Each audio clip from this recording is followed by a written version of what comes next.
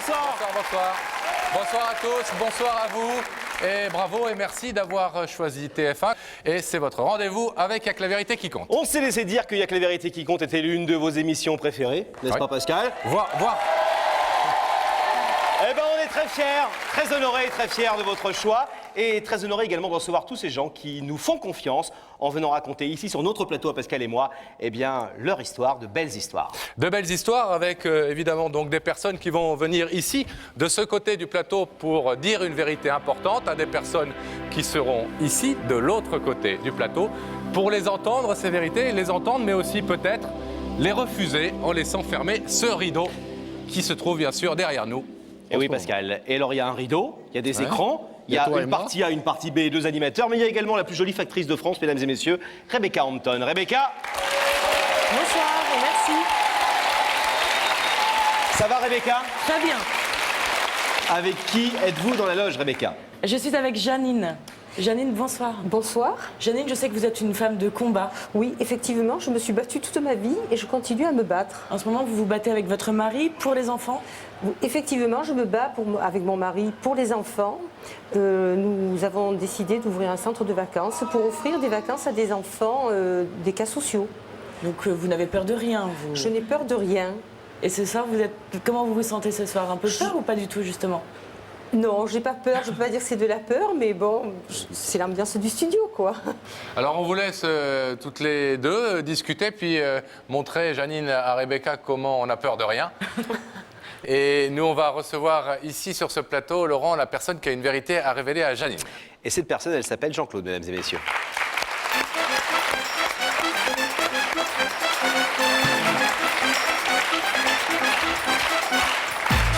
Salut Jean-Claude. Bonsoir, bienvenue, prenez place. Jean-Claude, bonsoir. Bonsoir. Vous êtes un cas particulier, j'allais presque dire un miraculé.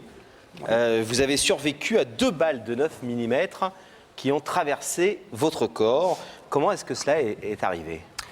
Eh bien, c'est arrivé dans l'exercice de mes fonctions, c'est-à-dire convoyeur de fonds. Et c'était le 17 janvier 1985. J'étais en fin de tournée. Je me suis présenté dans le supermarché où je devais prendre les fonds. J'étais chauffeur. Et puis là, la fusillade a éclaté. Et je me suis retrouvé contre le mur du supermarché, à côté d'un de mes convoyeurs. Et j'ai vu que j'avais la jambe gauche, qu'il y avait du sang, j'avais du sang plein la figure. Je savais que j'étais touché. Et je leur ai simplement dit, je suis foutu. Après, c'est le néant. C'est le néant. Alors on va raconter, nous, ce qui s'est passé. Oui. Avec des images, un hold-up, Oui. un homme blessé, une inconnue qui vient le sauver, un vrai scénario de fiction pour TF1. Regardez. Jean-Claude côté cœur, c'est amour, famille, voyage et grands sentiments. Jean-Claude côté métier, c'est fierté et goût des responsabilités. Il est convoyeur de fonds. Depuis des années, il est abonné au gilet pare-balles. Alors le danger, il y pense, puis il oublie, en vivant à 100% les moments privilégiés qu'il passe, entouré des siens. Il est loin de se douter que bientôt, sa paisible existence va être brutalement interrompue. 15 janvier 1985, Jean-Claude monte dans son camion et débute sa journée. Il ne lui reste plus qu'un transfert de fonds à effectuer avant de rejoindre sa famille. 18h45, un commando armé s'attaque soudain au fourgon. Jean-Claude résiste, les agresseurs menacent, paniquent, ouvrent le feu. Jean-Claude s'effondre, il a reçu une balle dans la tête et une balle dans la cuisse. L'artère fémorale est touchée, il perd son sang.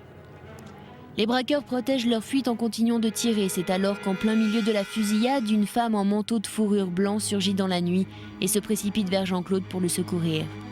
Cette femme s'agenouille près de lui et sans perdre une seule seconde de sang-froid, elle accomplit l'un après l'autre les gestes qui sauvent. Lorsqu'il se réveille à l'hôpital, les médecins sont formels. Sans l'intervention de cet inconnu, Jean-Claude ne serait plus de ce monde. Les honneurs de papier du ministère du Travail ne réveillent pas sa mémoire. Il ne se souvient que du trou noir dans lequel l'a plongé l'impact de la balle. Et c'est à travers le récit de ses collègues qu'il apprend l'intervention de son ange gardien. Peu à peu, Jean-Claude reprend goût à la vie, il refuse d'abandonner son métier. C'est décidé, sa passion sera plus forte que le danger. Et c'est grâce au soutien de ses proches et de sa fille qu'il oublie le malheur dont il a été victime. Pourtant, une idée l'obsède toujours. Il veut remercier celle qui lui a sauvé la vie, la mystérieuse femme en blanc. 15 années ont passé lorsqu'au cours d'une simple consultation médicale, l'incroyable se produit. Observant les cicatrices qui ont marqué son corps, le médecin qui l'examine semble lui révéler qu'elle est celle qui l'a secourue le 17 janvier 85. L'histoire est trop belle, la presse s'empare de la nouvelle et 3 jours après la parution des articles, Jean-Claude reçoit un appel troublant. La voix d'une femme, celle de Janine, lui exprime son étonnement. Elle lui explique, preuve à l'appui, que la femme en blanc, c'est elle. Jean-Claude est troublé, il doit se rendre à l'évidence, il est convaincu d'avoir été victime d'une imposture. Alors ce soir, 18 ans après, Jean-Claude veut enfin pouvoir remercier celle qui lui a permis de vivre.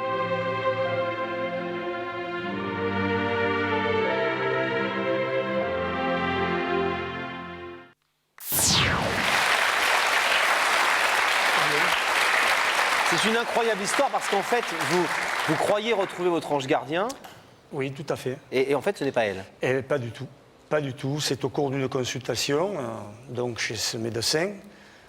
Elle me consulte pour une petite grippe, mais elle me fait déshabiller. Bon, elle me regarde et me pose des questions sur les cicatrices que j'avais, particulièrement aux jambes. Et je lui dis, au départ, je lui dis, j'ai eu un accident. Elle me dit, j'ai dû m'a tiré dessus.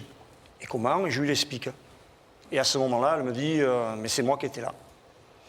Alors moi, La dame en blanc, c'est moi. voilà. Et là, je lui ai posé une question. Je lui ai dit, est-ce que vous souhaiteriez, est-ce que vous accepteriez que je vous mette à l'honneur? Elle me dit oui. Et partant de là, je saisis un peu la presse locale. C'était, disons, la télévision parisienne qui reprenait un petit peu les Mais voilà, Jean-Claude, tout d'un coup, il y a un autre coup de fil.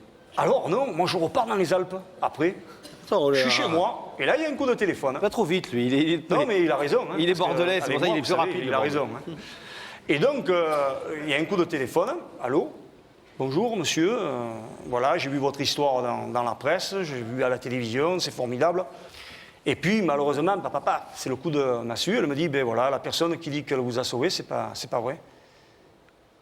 Et là, comment ça? Elle me dit, ben c'est moi. Alors, si vous voulez, là, j'étais un petit peu sceptique, parce que j'ai posé la question, j'ai dit, mais qui vous êtes? Et attendez, la personne qui vous a appelé pour vous dire c'est moi, c'est la personne. Oui, C'est Janine. C'est Janine, affirmatif. Oui, c'est Janine. Il y avait eu, disons, forfaiture, si on peut dire, De la première de personne. la première personne. Alors, je Vous dirais savez pourquoi ou pas? Comment? Vous savez pourquoi cette première personne a voulu vous Aujourd'hui, je faire ne sais croire pas. qu'elle était votre Je ange le sais gardien? pas. Vous lui avez parlé? Petite, je l'ai rencontré, je l'ai invité au restaurant, avant que je sache qu'il y avait quelque chose qui ne collait pas. Je l'ai invité au restaurant, aux yeux au vu de tout le monde. À Marseille, quand on passait, je voyais les fourgons blindés qui me klaxonnaient, les copains qui me connaissaient, qui savaient qu'ils avaient vu ça à la télévision.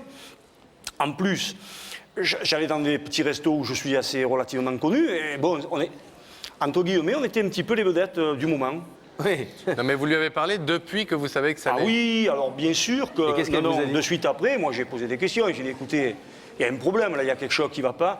Ah non, mais c'était vague, c'était pas ça, quoi. Et elle faisait que me dire, oui, mais c'est parce que vous voulez me faire du mal, tout ça. Je dis, non, mais maintenant, il faut que vous vous expliquiez. Il faut quand même qu'on aille au bout des choses, parce que vous m'avez dit quelque chose, et maintenant, il y a la preuve du contraire. Et puis avec des éléments très forts, des témoignages très forts. Blindé. Ah, ben ça, ils étaient plus que blindés. Sinon, je ne serais pas là ce soir. Hein, je connais quand même vous êtes là, que, je veux dire, vous ne faites pas venir comme ça les gens à la légère. Non. Il faut que vous soyez sûr de vous. Et moi, sûr de moi. Donc, à partir de là, c'est clair que... Vous ne savez pas vraiment pourquoi il y a eu Ah ce mensonge. non, je ne le sais pas. Et Janine, vous Alors- l'avez rencontrée?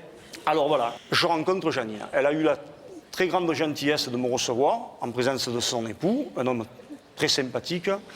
Elle me reçoit, on échange quelques mots, on discute un petit peu. Mais moi, je lui ai dit d'entrée, vous savez, je ne peux pas avoir le même enthousiasme. Parce que c'est vrai, je ne suis pas comédien et je ne peux pas. J'ai dit, mais bon, on a discuté, je lui ai dit, je vous manifeste toute ma reconnaissance. C'est formidable. Et elle m'a amené donc un petit peu voir son voisin, un boucher, qui lui, oui, non, mais qui est pas pour rien, qui n'y est pas pour rien. Pourquoi? Ben parce que c'est lui qui a prêté qui est arrivé après coup, parce qu'elle avait rien elle, pour me faire les points de compression, qui lui a prêté le tablier. Le tablier de boucher. Le tablier, Donc et avec lui- ça, elle faisait les points de compression. C'est avec ça qu'elle vous a sauvé la vie. Exact. Et ensuite, Et le quand boucher il a a fallu... confirmé la proposition. Ah ben je l'ai rencontré, oui, oui. Ce qui est sûr et ce qui est formidable, c'est que vous avez eu la vie sauve. Absolument. Ce qui est sûr et ce qui est bien, c'est que c'est Janine qui vous a sauvé la vie. Affirmatif. Et ce qui est sûr, c'est que ce soir, vous voulez enfin lui rendre hommage comme vous auriez voulu lui rendre hommage le premier jour. Lorsque nous nous sommes quittés, nous sommes vus qu'une fois. C'était chez elle, il y avait son sympathique époux qui était là, son mari. Et elle m'a dit une chose. Elle m'a dit, vous savez, je ne veux pas de remerciements très forts, je ne veux pas de lauriers, je ne veux pas de médailles. Elle m'a dit, mais s'il vous plaît, rétablissez la vérité. Et donc, à partir de là, j'ai vu votre émission et je me suis dit, il n'y a que la vérité qui compte. Eh oui.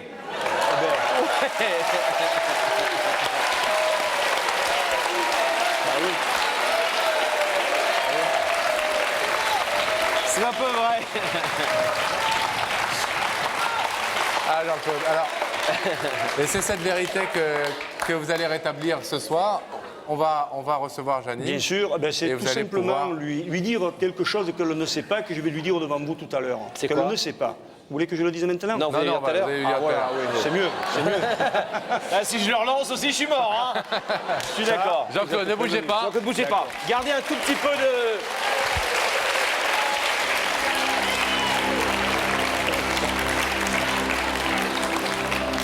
On va refermer le rideau et on va rétablir la liaison avec Rebecca. Rebecca, une petite question. Est-ce que Et vous êtes- Janine. Est-ce que vous êtes ennuyée dans la loge, vous? Alors, pas du tout. Pas du tout. Est-ce que Janine vous a raconté des histoires, des trucs un peu comme ça, avec des détails, tout ça? Plein, et en plus, elle a un accent qui est sublime et qui est Ah très ben- agréable à entendre. Pareil. Est-ce que Janine peut nous rejoindre? Mais bien sûr, Janine, je vais vous demander de vous lever. La vérité est au bout du couloir et Sam va vous y accompagner.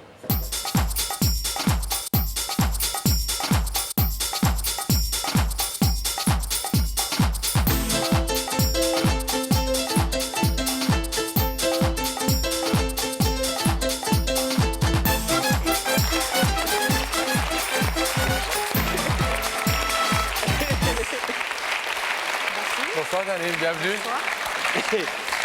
Bonsoir Janine, vous allez bien?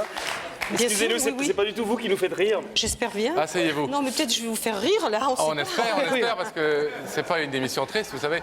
Non, mais on a passé un très très bon moment il y a quelques instants avec la personne qui nous a demandé de vous inviter ici et qui est une personne formidable. Donc effectivement, c'est pour ça qu'on a encore un petit peu les larmes aux yeux de rire. Eh Est-ce ben, tant mieux. que vous avez une idée sur l'identité de cette personne? Non, absolument pas. D'accord, pas Non, d'idée.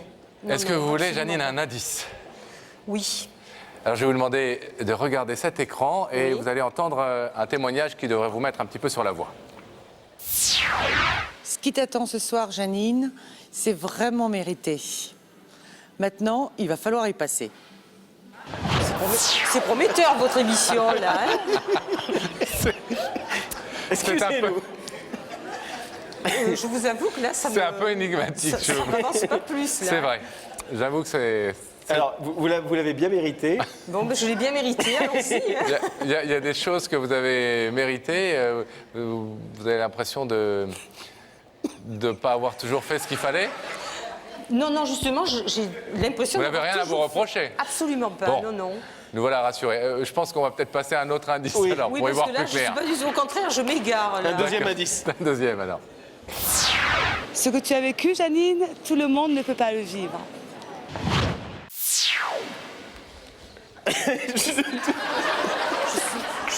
Je suis Je ne paumée. doute pas de la réponse à la question que je vais vous poser.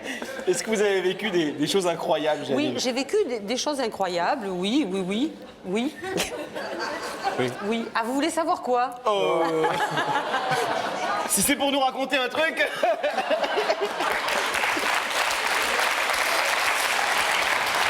Non, vous avez vécu des choses Oui, j'ai fait. fortes dans votre vie. Tout à fait. D'accord. Donc ça vous met un peu sur une piste ou pas? Je vais demander un autre indice parce que j'ai peur de. Ah non, non.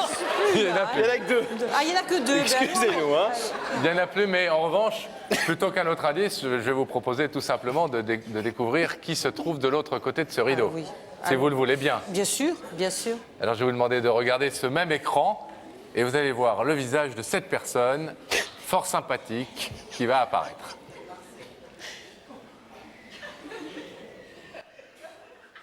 Oui, ça me dit quelque chose, j'avoue, mais Vous ne savez pas qui c'est? peut-être un patient. Un patient. Un patient que j'ai peut-être soigné, je ne sais pas. Ça me parle, oui, ça me parle, mais alors là, coucou, un petit... Ouais. Pour l'instant, on lui a demandé de rester silencieux.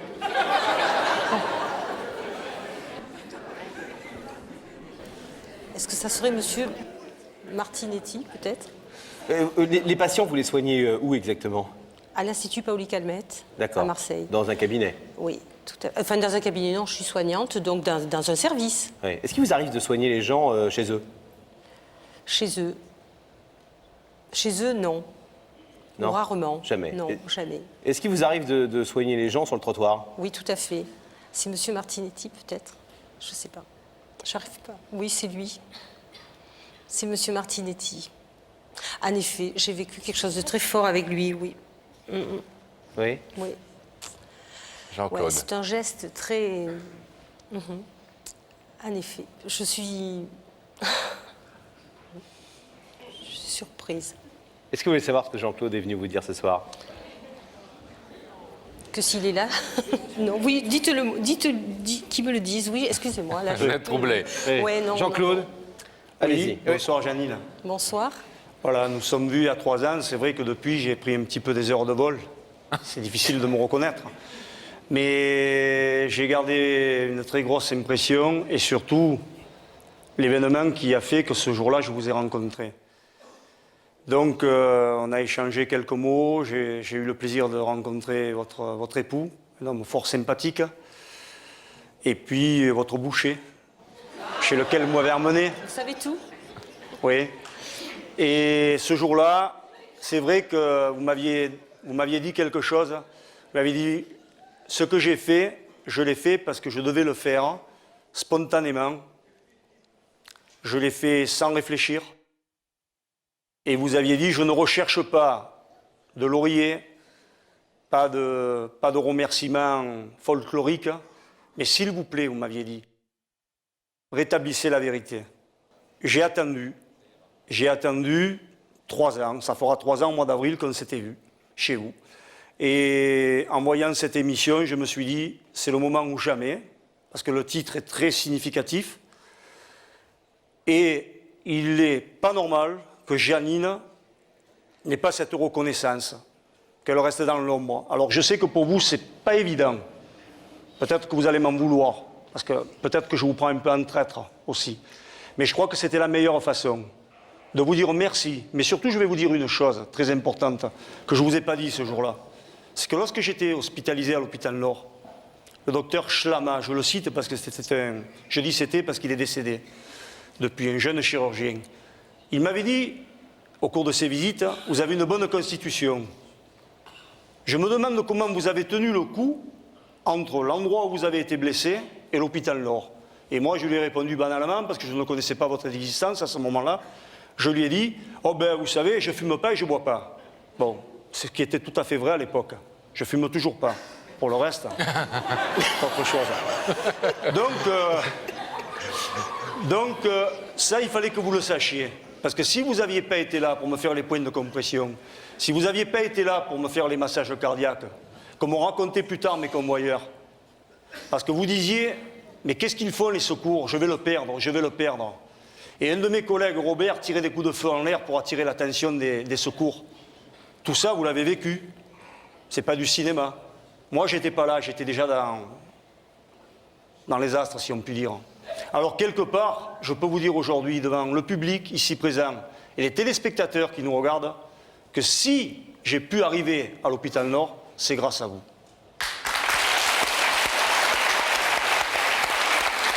Vous vous souvenez, madame, de toute cette histoire?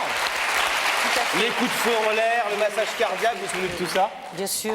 Vous avez appris également que quelqu'un avait un peu volé votre geste? Tout à fait. C'est ce qui m'a le plus vexée dans cette histoire, parce que si vous voulez rester dans l'incognito, ça ne me gênait absolument pas, parce que je souhaite être discrète. Mais enfin là, aujourd'hui, M. Martinelli n'a pas... Enfin bon. Mais c'est une belle histoire quand même en soi. Et elle m'a été volée quelque part, injustement, et ça salit une belle histoire, et c'est ce qui m'a vexé le plus dans ce geste, voilà. Et c'est pour ça que Jean-Claude vous fait venir ici ce soir, pour rétablir aux yeux de tout le monde la vérité. On va vous demander de vous lever, Janine, s'il vous plaît. Le rideau va s'ouvrir et vous allez pouvoir rejoindre Jean-Claude, qui voulait vous rendre hommage ce soir.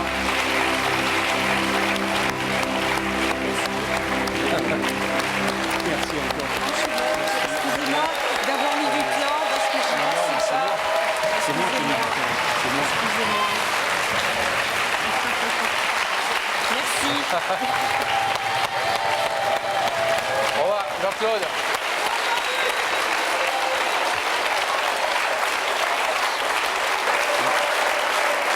Merci.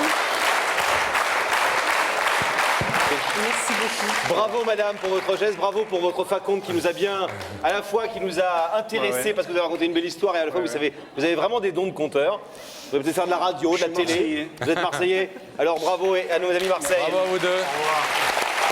On retrouve Rebecca. Rebecca dans sa loge, qui nous entend à nouveau. Ça y est, je vous entends. Je suis avec Anaëlle ce soir. Bonsoir. Bonsoir. Anaëlle, vous avez 17 ans Oui, c'est ça, 17 ans. et vous êtes en seconde, Oui, seconde, mais une seconde un petit peu particulière puisque c'est une seconde art plastique. qui inclut en fait la peinture, le dessin. Oui, c'est ça, oui. Mais bon, moi, je me suis plutôt concentrée sur le dessin. Est-ce que vous êtes bonne élève? Ça peut aller.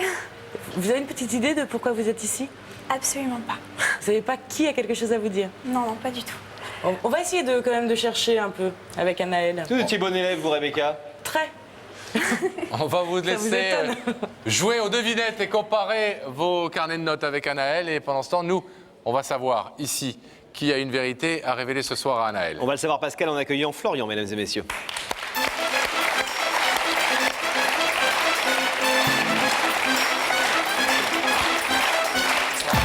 Salut Florian. Bonsoir Florian, asseyez-vous. Ça va Florian? Super, très bien. Bon, qui est Anaëlle qu'on vient de voir? Alors Naël, ma petite amie, Ouais. voilà, donc je suis très fier d'être là ce soir. C'est vrai que c'est. Et un qu'est-ce petit que vous peu êtes de venu lui crainte. dire ce soir? Ce soir, je suis venu demander d'être ma femme. Voilà. Demande en mariage. Je demande en mariage directement. Voilà. Elle a 17 ans. Elle a 17 ans, oui. N'est-elle pas un petit peu trop jeune? Bien, ça fait. Je suis un peu vieux machin en disant ça. Ça fait 2 ans et demi en fait qu'on a une relation amoureuse. En fait, jusqu'à présent, on a toujours été très fidèles dans nos sentiments, mais on est vraiment très très amoureux. Et pour nous, le mariage, c'est vraiment une institution, enfin vraiment quelque chose qu'on, depuis toujours, on a souhaité, depuis le début en fait. Hein. Et bon, on souhaite ça on souhaite le mettre en place pour l'année prochaine. Voilà. Et les parents, puisqu'elle est mineure, les parents d'Anaëlle sont d'accord et vous Tout à fait, soutiennent? ouais.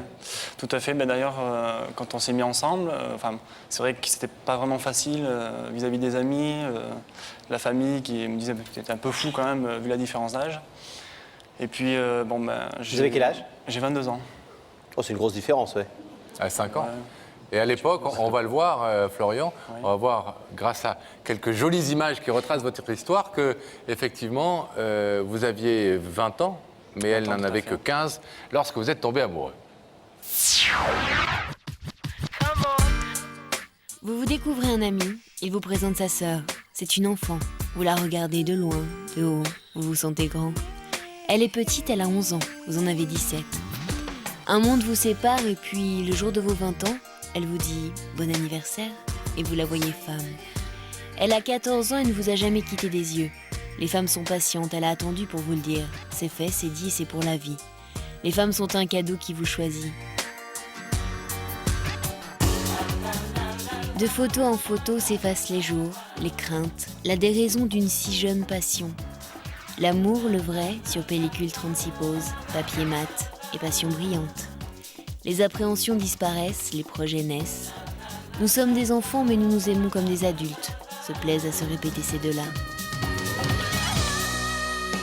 Alors naïf, trop naïf? Photo comme on joue ou photo vérité? Les familles se méfient des contes de fées.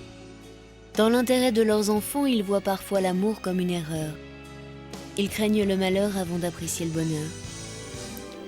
Mais les certitudes amoureuses de Florian et Anaël vont en imposer année après année à leurs proches. Ils ne ratent rien, ni leurs études, ni leur amour. Leur passion est en haut, et elle va finir par convaincre les plus réticents. Aujourd'hui, leur impatience à vivre ensemble ne connaît plus que des complices. Ils doivent réussir là où les autres ont trop longtemps douté. Sa fille n'est pas majeure, mais l'amour n'est pas mineur. Son père l'a compris. Complice de son futur gendre, il a préparé avec lui la plus belle des surprises.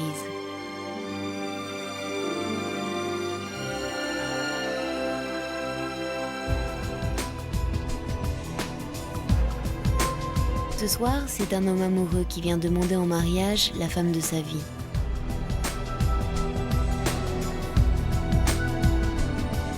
Mais quelle sera la réponse d'Anaël ? Quand on est amoureux d'une jeune fille comme ça, de 15 ans, et qui va encore à l'école, et qu'on a soi-même 20 ans, est-ce qu'il n'y a pas des choses qu'on ne fait pas ensemble et que cette différence d'âge empêche de faire ? On n'a pas des motivations différentes ?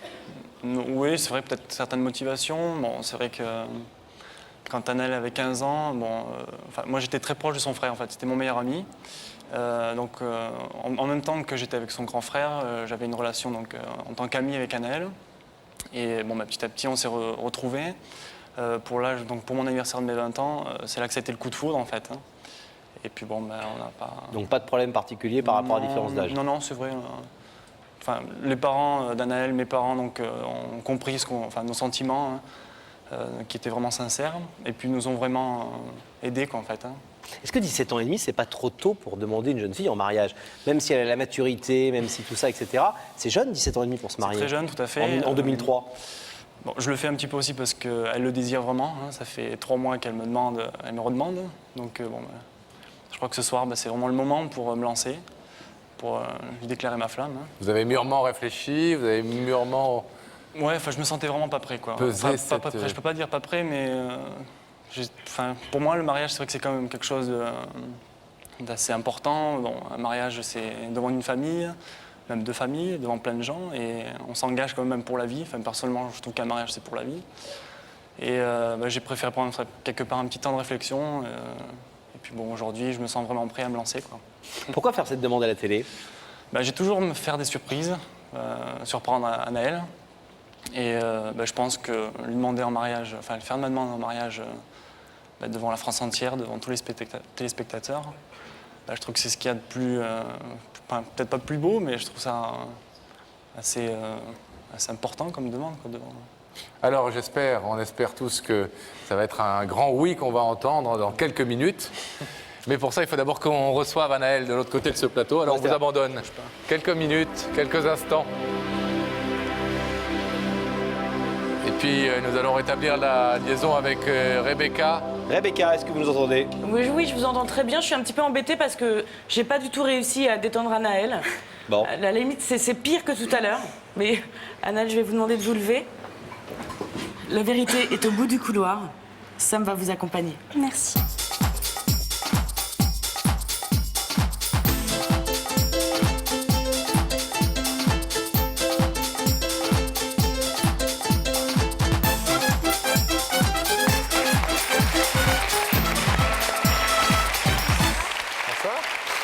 Bienvenue, ça va ? Bonsoir Anaël. Asseyez-vous s'il vous plaît. Ça va bien ? Ça va. Déstressé ? Non, pas encore. Ça va mieux. Ah, ça va mieux dès qu'on nous voit, en général, oui, ça se passe. Rebecca, en fait, elle s'y entend assez mal, finalement. Ouais. C'est peut-être nous qui devrions être dans la loge. Oui, et elle Rebecca, ici. là, oui, mais il faudrait y penser pour la prochaine fois. Anaël, vous savez que si vous êtes ici, c'est parce que quelqu'un nous a demandé de vous inviter. Oui. Quelqu'un qui a quelque chose de très important à vous dire ce soir. D'après vous, est-ce que c'est une femme, un homme ? J'en ai aucune idée, vraiment aucune Vous avez idée. réfléchi ? Oui, j'ai réfléchi. Vous avez demandé à vos amis, à vos parents, à vos petits copains, j'en sais rien. Oui, mais je sais pas, ça reste un mystère. Ça reste un mystère. Est-ce que vous voulez qu'on vous donne un indice ? Je viens, oui. Vous voulez bien ? Regardez cet écran et écoutez le témoignage. Dis-moi, Anaël, est-ce que tu serais du genre à tendre facilement la main, toi ?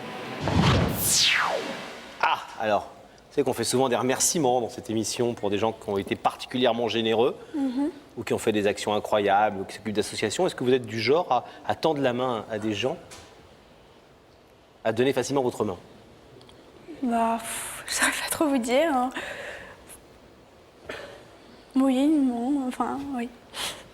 Je sais pas. Vous êtes généreuse? Oui, je pense. Oui. Un deuxième indice? Oui. C'est gentiment demandé. Hein. Un deuxième indice, s'il vous plaît. Alors, Anaël, à 17 ans, on a vraiment la vie devant soi. Sauras-tu choisir le chemin de ton cœur?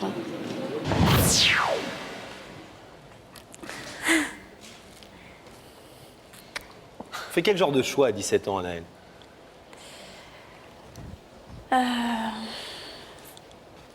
J'en sais rien. Quel genre de choix à 17 ans? La boîte dans laquelle on va aller danser, la voiture qu'on espère s'acheter quand on aura 18 ans, Oui, peut-être. ses études. Oui, des études peut-être aussi. Vous, êtes, ouais. vous, avez un, vous, avez, vous, êtes, vous avez un petit copain? Oui, D'accord. Et ça se passe bien avec lui? oui, très bien. Donc je veux dire le petit copain avec qui on va sortir le mois C'est prochain. déjà choisi. Oui, c'est ce que je dis. Ouais. C'est pour ça que j'ai pas posé la Donc question. reste le permis de conduire, les examens. Est-ce que vous souhaitez, Anaël, que Pascal vous demande si vous voulez savoir qui vous... Oui, oui, oui. Regardez cet écran, Anaël.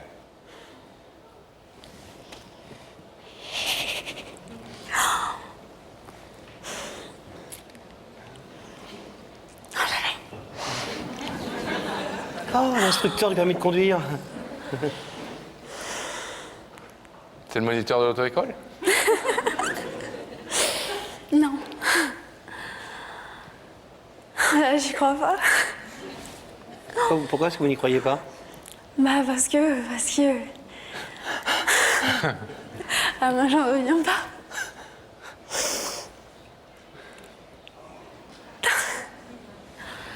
C'est qui? C'est mon petit ami. Ce beau garçon? Oui. C'est votre petite amie? Oui.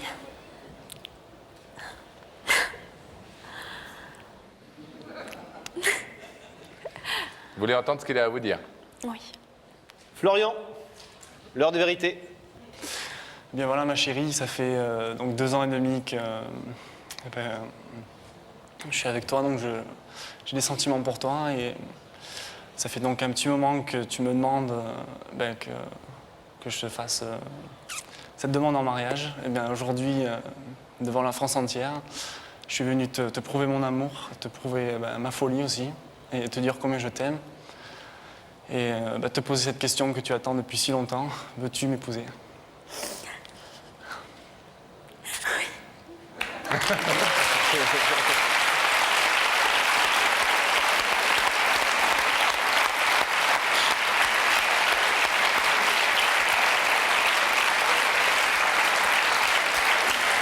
Ça va, Anaël? On n'a pas très bien entendu la réponse à la question qui vous a posée.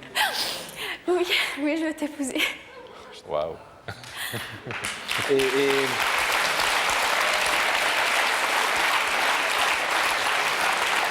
Mais attendez, Anaël, parce que c'est bien de dire oui, etc. Vous avez quel âge, Anaël? À 17 ans. Vous savez que vous n'avez pas le droit officiellement de dire oui à un jeune homme tant que votre papa ou la personne qui vous sert de tuteur n'accepte pas. Est-ce que vous êtes sûr que votre père va accepter? Oh oui, oui, j'en suis sûre. Vous êtes sûr? Mais est-ce que vous êtes sûr? Parce qu'il faudrait vous l'avez vu, enfin, vous l'avez eu au téléphone, vous lui avez demandé pour être sûr qu'il accepte? Non, mais je le connais. C'est mon père. Vous aimeriez qu'il vous dise oui tout de suite, là, votre père?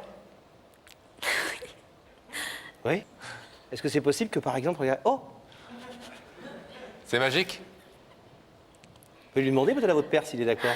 Allez-y, il vous écoute. Alors, papa, est-ce que tu veux que j'épouse Florian?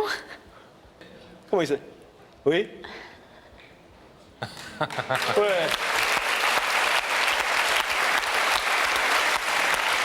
Non, moi je dis qu'il faut faire des trucs dans les normes à l'ancienne un peu. Vous êtes ému par... vous saviez que un jour ou l'autre prochain, Florian allait vous demander en mariage, mais vous êtes ému qu'il le fasse ici, qu'il le fasse devant les caméras, devant tout le monde. Oui, ah oui. Tu donnes tout ce retentissement-là à cette demande en mariage? En tout cas, je m'en souviendrai toute ma vie. C'est ce qu'on espère, oui. On est un peu les témoins. Oui. Ça nous fait un petit rôle, on est content. Vous êtes sûr de vous, à 17 ans? Et Pascal, t'aurais 17 ans, Oui. ton fiancé, t'es une fille, et ton fiancé, ça n'arrivera jamais, mais ton fiancé vient de te demander en mariage, est-ce que tu as envie qu'un animateur de télé te pose des questions? T'as pas envie qu'il te dise levez-vous et voulez-vous ouvrir le rideau et de crier oui, je veux ouvrir le rideau? Si, mais en même temps, Florian a choisi de le faire devant les caméras de la télévision, donc les gens, ils ont envie de savoir aussi ce que vous ressentez et si vous êtes sûr de vous quand vous dites oui, à 17 ans. Oui, je suis sûre de moi. Sûr de vous. Oui. C'est l'homme de votre vie, hein. Allez, levez-vous. Mettez-vous debout, s'il vous plaît, Anaël. Face au rideau. Florian est venu vous demander en mariage. Vous avez déjà répondu oui, alors on va ouvrir ce rideau, non? Oui. Oui. Allez, on l'ouvre. Allez, on l'ouvre.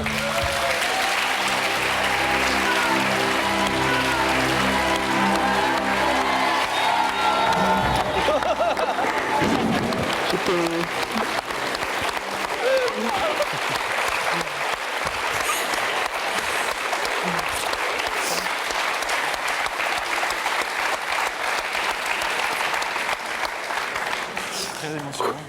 Non, j'ai quelque chose à faire. Hein. Ah, C'est quand même ma chérie. oh, il a pensé à tout, hein.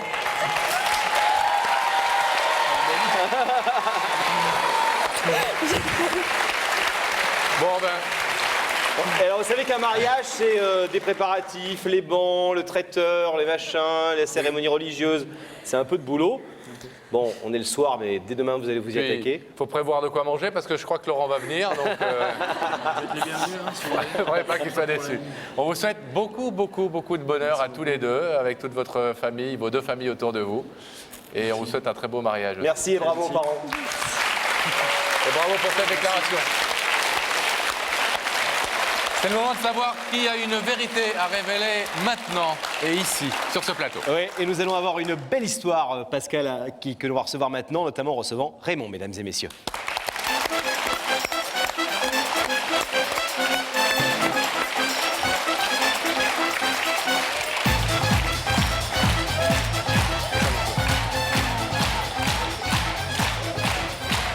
Bonsoir, prenez place, Raymond. Bonsoir, Bonsoir. Raymond. Vous êtes presque le doyen qu'on a reçu ici. On peut dire votre âge, Raymond? Ça se voit pas. Ah non, c'était ma deuxième remarque. Ah bon. Votre âge, c'est 80 ans. 80. Et ça ne se voit pas. Ouais.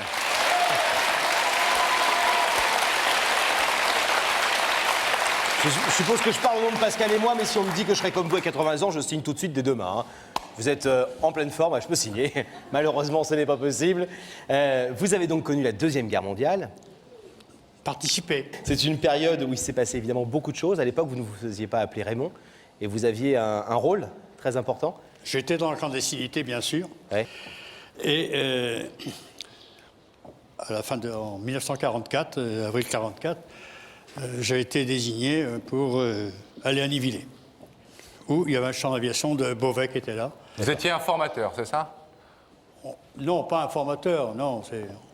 On donnait l'information. Ouais. Hein, c'est différent. Et, Vous traitiez l'information, comme disent les militaires, c'est ça? J'y viens. D'accord. J'y viens. Donc, Laisse parler Raymond. Excusez-moi, pour mon- ce faire, mon bien Lavel. sûr, il fallait circuler sur ce champ d'aviation pour voir ce qui se passait. Et Nivillers, c'est le petit chef-lieu du canton de France, donc il n'y a pas grand-chose.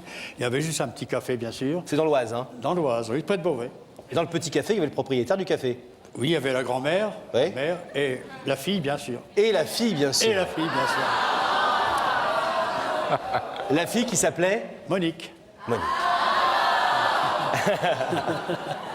Ah, l'amour n'a pas d'âge, hein? Raymond, il faut préciser quelque chose, c'est que donc, cette jeune femme s'appelait Monique, Oui. mais vous ne vous appeliez pas Raymond Et non. à l'époque. Vous Eh aviez non. un pseudonyme, À ces époques-là, on avait tous des un des nom noms d'emprunt. Non. C'était Je dois le citer, le nom? Oui, oui, Ah, bah, allez-y. C'était Jean-Pierre. D'accord. C'est votre nom de Jean-Pierre. résistant. c'était le nom qu'on avait, avec nos papiers de Londres et tout ça. Alors, vous venez prendre Faut votre pas oublier café. que, Laurent, qu'on parle d'un temps que les moins de 20 ans ne peuvent pas connaître, Ouais. puisque c'était avril 1944. 44, oui. Alors, en avril 44, vous allez prendre votre petit café, vous allez dans le café du coin et vous voyez Monique. Et voilà. Qu'est-ce qu'elle fait, Monique? Bah, elle était là. Hein, elle était là. C'est la fille du patron, C'était de la patronne. la patronne. Et elle est comment physiquement, Monique? C'était la plus belle, bien sûr.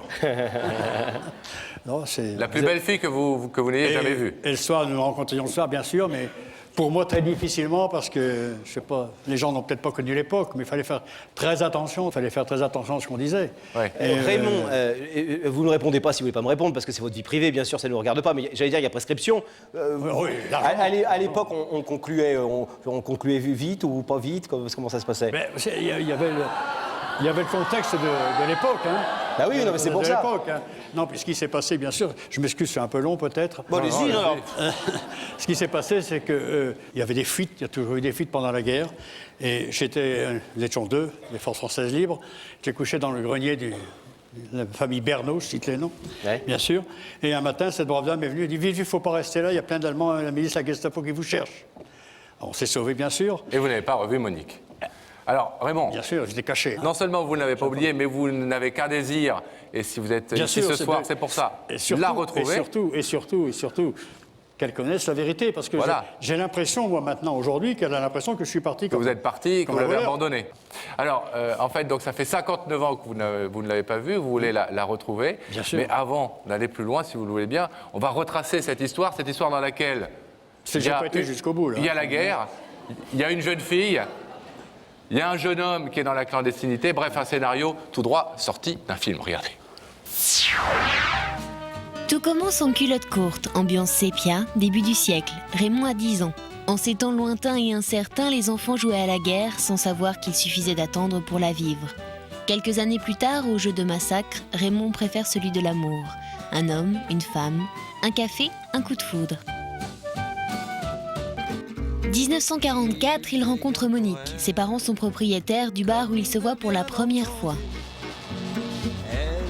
2 mois plus tard, un homme, un résistant, court dans la nuit pour prévenir la femme qu'il aime de l'imminence d'un bombardement.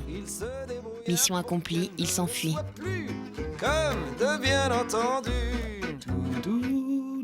La paix revenue, Raymond veut retrouver son amour, mais Monique n'est plus là. Il rencontre sa mère, elle refuse de l'aider. Raymond ne la reverra plus.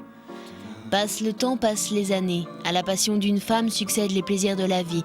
Raymond devient arbitre de football, il rencontre une autre femme, fonde une famille et voit ses petits-enfants grandir. Le temps s'écoule, mais les souvenirs n'ont pas perdu leur couleur. Il est toujours obsédé secrètement par le même refrain d'amour et son parfum de guerre, Monique. Infidélité d'un souvenir, fidélité d'un mari exemplaire, jusqu'au jour où sa femme, il y a quelques années, s'en est allée. Raymond reste seul non car il revient souvent sur les lieux qui l'obsèdent, les lieux de son premier amour, le fameux café. Les longues promenades avec cette femme il y a des années, trop d'années déjà. Mais que se passe-t-il chez cet homme-là? Peut-on regarder son avenir comme on regarde son présent et se dire « Hier, c'est si loin, et si près, c'est aujourd'hui possible ». Raymond a un secret qu'il nous avouait mais que chacune de ses promenades dénonce. À 80 ans, peut-on encore aimer comme à 20 ans? Ce n'est pas la première fois que Raymond revient devant la maison où son premier amour a vécu. Il rôde autour de son passé comme on tourne autour de son cœur. Et puis soudain, le destin va lui faire un signe incroyable. Il apprend par un ami que la Monique qu'il a connue pendant la guerre est aujourd'hui veuve et qu'elle a un enfant. Et cet enfant se nomme Jean-Pierre, nom de résistant de Raymond pendant la guerre. Et en entendant cette histoire, Raymond n'a plus qu'une envie, une envie comme une chanson. D'amour. Cela fait 59 ans.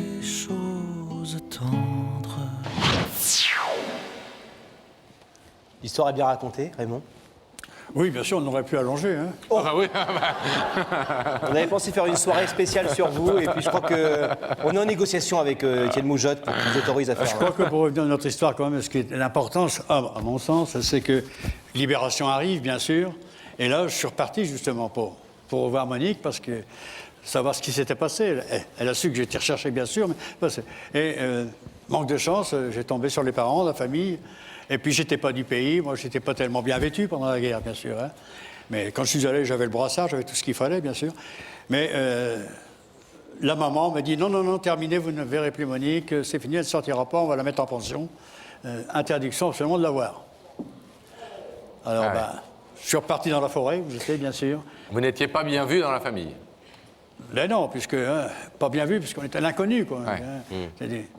Bientôt. Vous avez été malheureux quand même à l'époque de ne pas pouvoir vivre cet amour? Exactement, oui, bien sûr, parce que c'était le premier pour moi.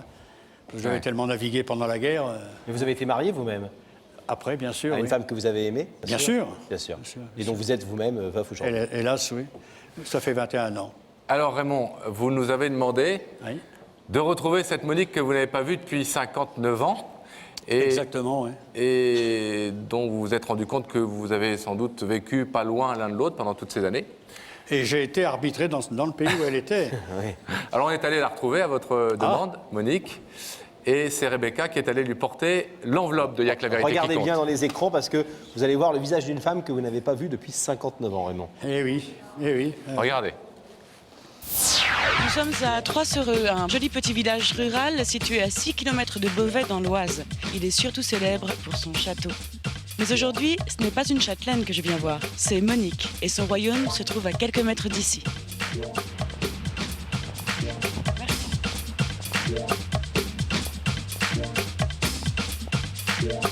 C'est ici. N'oublions pas que Raymond n'a pas vu Monique depuis 59 ans. Je sonne. «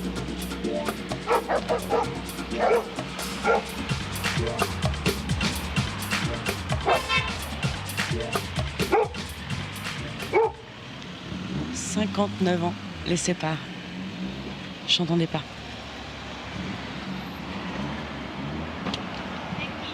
C'est Rebecca de l'émission Il y a que la vérité qui compte. Bonjour, je suis Rebecca. Vous êtes Monique? Oui. Permettez-moi de vous remettre cette invitation en espérant vous retrouver dès lundi sur notre plateau. Ça, c'est pas certain. Ah ben... Voilà Monique, Raymond. Elle a changé, hein? Vous aussi. Est-ce que vous l'auriez reconnu? Pardon? Est-ce que vous l'auriez reconnu? Non. 59 ans plus tard? Non. Mais non, elle avait 17-18 ans à l'époque. Hein. Maintenant, ça devait être quelques années de moins que moi. Hein. Pas beaucoup. Ah, elle a 77, 76 ans. Bah oui, dans ces parages. 78 ans. Oui, c'était une sacrée histoire. Hein. Hey. Sacrée histoire, Raymond. Vous êtes ému de la voir comme ça? Oui, mettez-vous à ma place. Hein. C'est pas pensable même. Hein. Ouais. Elle a l'air gaie, heureuse de vivre. Bien sûr. Avec son caractère quand même. Hein. Elle a dit c'est pas certain. Et je passais souvent dans sa porte. À Trois-Sereux, je connais bien sûr. Ah non, on aurait pu se croiser, hein, je crois que... Est-ce que vous pensez que si Monique est là ce soir, elle pourrait vous identifier 2 mots suffiront. Oui, Lesquels 2 mots? Jean-Pierre l'espion. Ouais. Jean-Pierre l'espion. Ah oui, elle me considérait comme un espion. Oui, mais vous connaissez, vous regardez de temps en temps l'émission? Oh, toujours, oui. Merci. Vous connaissez l'émission, normalement, on va vous voir dans l'écran, elle va vous voir dans l'écran si elle a accepté l'invitation, mais vous ne devez rien dire. Au début, motus. Comme en 44, quand vous disiez rien. L'information, ça... Le risque est moindre, hein, quand même, ici. Oui, hein, oui, c'est vrai, Pascal. Il ne faut pas vous craindre, quand même, non? Non. Vous nous avez pas dit, excusez-moi, je vous ai posé la question tout à l'heure, vous nous avez pas dit qu'elle était exactement, je sais pas, en 44, est-ce que on allait un peu loin avec les jeunes filles? Vous l'aviez embrassée? Bien sûr. Oui. Bien sûr. Bien sûr. Ouais, Bien sûr. Bien sûr. C'est une vraie histoire d'amour. C'était, oui, maintenant, bien sûr, il faudrait qu'elle perdure, mais voilà. Oui, mais c'était une vraie histoire d'amour. Ah oui, voilà. Surtout que c'était même risqué. Hein. Oui. En temps de guerre, c'était risqué. Et j'ai souvent pensé que je faisais peut-être pas bien non plus, parce que... C'était lui faire prendre des risques à elle. Elle lui faisait prendre des risques comme j'ai pu prendre L'histoire a duré combien de temps, du maréchal. En 44, l'histoire a duré combien de temps? Entre Monique et vous? D'avril jusqu'au... pas longtemps, hein, mois de mai, juin. Hein. D'accord. Un peu après la libération, puisque... Après le débarquement. Après le débarquement qui a eu lieu le 6 juin, bien sûr. Un printemps d'amour. Alors en parlant de débarquement, Pascal. Oui, en parlant de débarquement, on va nous accueillir Monique de l'autre côté. Si vous avez entendu. Attendez, bon, je ne vais pas vous donner de faux espoirs, vous avez entendu. Elle a dit peut-être. Elle a dit peut-être. Il faut encore savoir si elle a répondu à notre invitation. Vous êtes prêts, vous en tout cas, 59 ans après, à la voir? Bien sûr. Bon, alors on y va, on va voir si elle a répondu à l'invitation de Rebecca. Hein. Juste quand je vous donne la parole. Carton. Je peux vous faire confiance ou pas? Pendant que le rideau se referme, on va demander à Gabriel Coteau de rétablir la liaison avec la loge de Rebecca pour savoir si à côté de Rebecca se trouve ou non Monique. Rebecca, est-ce que oui ou non vous êtes avec quelqu'un dans votre loge? Eh bien, c'est oui, et je suis avec Monique. Monique, bonsoir. Bonsoir. Monique, elle n'est pas très détendue, je n'arrive pas à la détendre. Non, je suis très stressée, quoi. Vous vous posez beaucoup de questions? Ben oui, parce que je ne vois pas qu'est-ce qui peut venir à me voir, quoi. Alors, je vais vous demander de vous lever, comme ça vous allez retrouver Pascal et Laurent. Vous allez suivre Sam, et la vérité est au bout du couloir.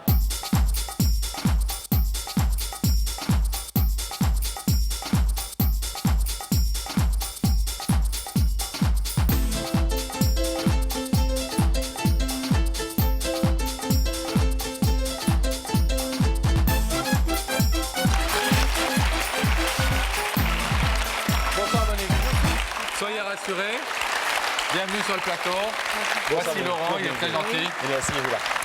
Venez vous asseoir, attention. Sur le petit coussin, Monique. Il y a un coussin, il y a un petit coussin. Voilà. Vous serez mieux installé. Vous allez bien? Oui, enfin. Stressé, hein? Oui. Rebecca a été gentille quand même. Ouais, adorable. Bon, regardez, il n'y a que des visages amicaux autour de vous.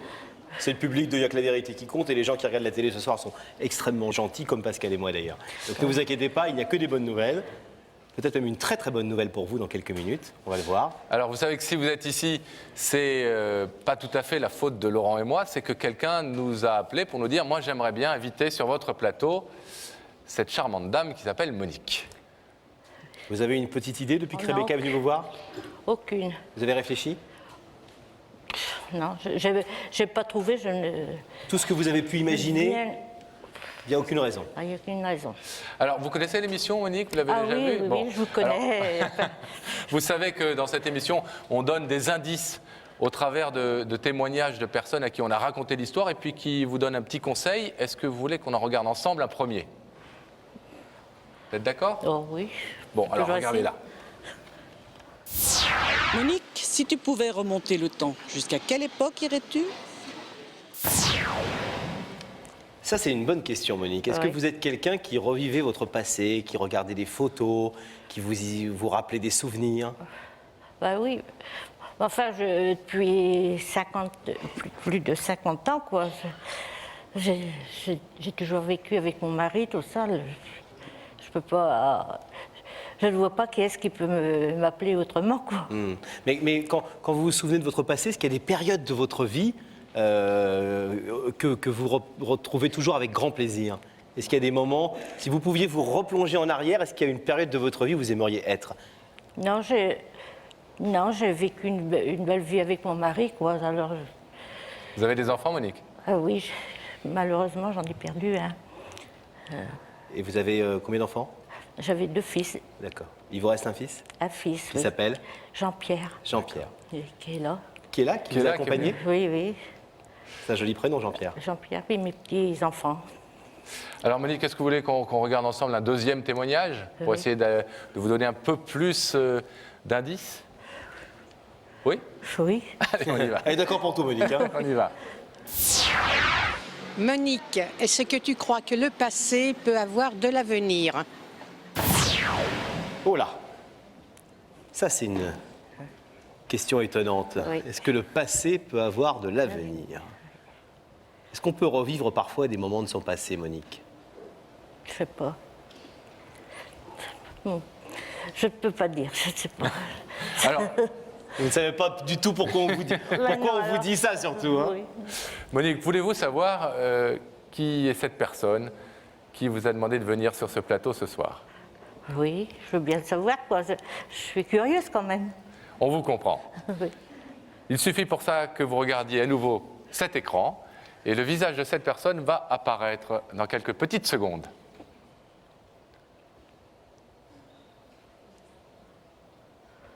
Je ne connais pas. Pas du tout. Est-ce que le visage de ce monsieur, de ce bel homme, vous dit quelque chose? Non. Pas du tout. Pas du tout, du tout, du tout. Est-ce que c'est quelqu'un de votre entourage? Non? Ah non, pas proche. Hein. Vous aimez le foot, Monique? Non. Non. Ça aurait pu faciliter les choses. Ça, c'est pas un indice, là, tu la perds un peu, Pascal. Hein. Et c'est un visage qui ne vous dit rien? Rien du tout. Pourtant, c'est un visage qui a compté pour vous.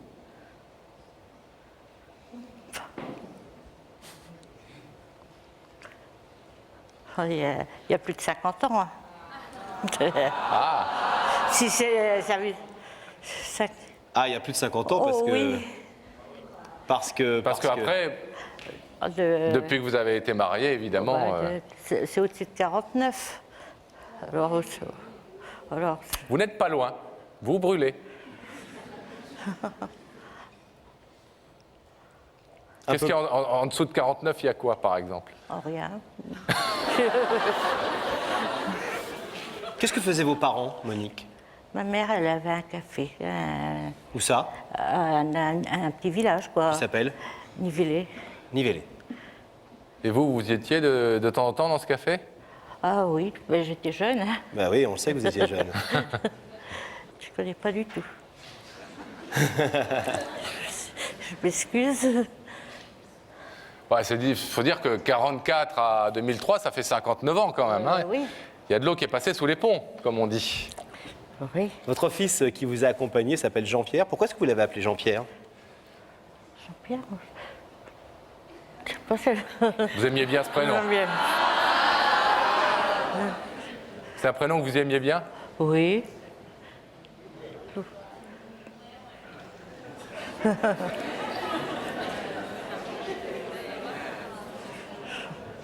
Est-ce que vous voulez entendre, Monique, ce que le monsieur qui est en face, qui est très ému, j'imagine, ce soir, est venu vous dire, 59 ans après, il ne vous a pas revu depuis 59 ans, depuis le printemps 1944, où vous étiez dans le bar de vos parents.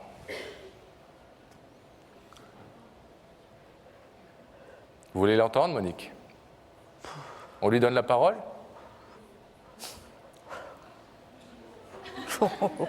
Qu'est-ce qui vous fait hésiter, Monique? Parce que je comprends pas. Alors, vous voulez qu'on lui laisse expliquer cette histoire? Oui, si vous voulez. Raymond ou Jean-Pierre, je ne sais pas si on doit vous appeler Raymond ou Jean-Pierre, est-ce que vous voulez expliquer à Monique pourquoi vous êtes là ce soir? Allez-y, c'est à vous, Raymond. Et Monique, bien sûr, je comprends l'étonnement, évidemment, hein, 59 ans après. Mais je pense que quelques mots suffiraient quand même pour que nous nous rappelions des souvenirs, bien sûr. De bons souvenirs, de moins bons, bien sûr, mais certainement des bons. Ça se passe en 1944, bien sûr. Moi, j'étais à l'étranger du pays. J'étais à l'étranger, mais j'avais une certaine mission à accomplir. Et pour ce faire, cette mission, je ne m'appelais pas Raymond à l'époque. J'étais Jean-Pierre, l'espion. Jean-Pierre? L'espion. Jean-Pierre. Et pourtant, hein, nous nous voyons tous les soirs presque. Et quand il y a eu le bombardement au champ d'aviation, vous êtes parti, quand je vous ai indiqué ce qui se passait, à la Versine. Et là, à la Versine, encore, on se rencontrait, bien sûr, jusqu'au jour où j'étais recherché par la milice et la Gestapo, et que là, j'ai dû fuir la Versine précipitamment, bien sûr. Et à la Libération, bien sûr, il fallait que je vienne revoir Monique, bien sûr. Je suis revenu à Nivellé, bien sûr. Alors, j'ai tombé sur la maman, là. Puis alors, la maman n'a rien voulu savoir. Et j'ai fait fausse route, j'ai fait demi-tour. Je devais rejoindre l'armée, bien sûr, parce que j'étais toujours mobilisé, moi. Moi aussi, je me suis marié, bien sûr. Et depuis 20 ans, ben, je suis seul aussi, mais Monique a toujours resté là, et elle sera toujours là, parce que c'était le premier amour que j'avais rencontré, difficilement, dans de mauvaises conditions. Et maintenant, de tout ça, on doit s'en rappeler l'un et l'autre. Hein. Alors Monique, maintenant qu'on a entendu ces belles choses de Raymond, est-ce que vous vous souvenez de ce jeune homme avec qui vous avez... C'est arrivé à facteur, oui. Oui, je me souviens.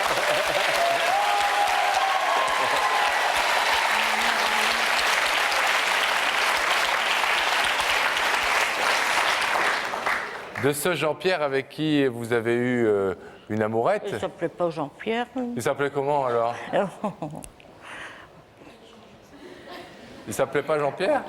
Il s'appelait Raymond, c'est pas Jean-Pierre. Il Je s'appelait l'ai Raymond, jamais connu sous le nom de Jean-Pierre. Hein. Ah, vous l'avez connu sous le nom de Raymond? Ah oui. Ah oui. Vous vous souvenez de lui? Oui, vaguement, oui. J'allais à l'école alors. Il n'a jamais oublié cette petite histoire de sa jeunesse. Et il a longtemps essayé de vous retrouver pour savoir ce que vous deveniez et rester en contact avec vous et avoir des rapports amicaux avec vous. Et il est venu voir notre équipe pour nous dire essayez de retrouver Monique. Pourtant, je n'ai pas beaucoup changé de quartier, quoi. Non, non. Votre maman n'avait pas voulu lui donner vos coordonnées à la fin de la guerre. Elle était un peu sévère comme ça À ce moment-là, on était sévère. Hein. Ouais. C'est pas le siècle d'aujourd'hui. Vous vous souvenez que vous ne l'avez plus vu à partir de moment? Oh, je l'ai jamais revu. Hein. Je l'ai vu pendant la guerre parce qu'il y avait les bombardements, tout ça. On était. J'ai plus jamais entendu parler de lui après. Hein. Ben, c'est justement pour ça que ce soir, il est venu vous dire pourquoi vous n'aviez plus entendu parler de lui. Parce qu'effectivement, il avait été mobilisé, il avait dû partir.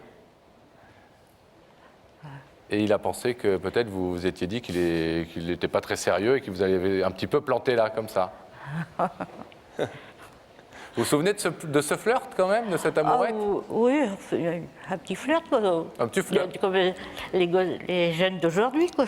Oui, enfin c'était en 44, vous étiez moderne. Oui, peut-être. Alors Monique, je vais vous demander de vous lever, si vous le voulez bien, face à ce rideau. Mettez-vous là sur la croix. Regardez le rideau. Raymond est venu ce soir, après 59 ans, sans vous voir, pour vous dire, Monique, je ne t'ai pas oublié. J'aimerais bien qu'on reprenne des relations, des liens, qu'on se retrouve un petit peu. Et qu'on parle. Qu'on parle et qu'on se raconte tout ce qui s'est passé pendant 59 ans. Est-ce que vous êtes d'accord, Monique, pour le retrouver? Non, moi, j'ai ma vie, je suis très bien comme ça. J'ai mes enfants, mes petits-enfants. Attendez, non.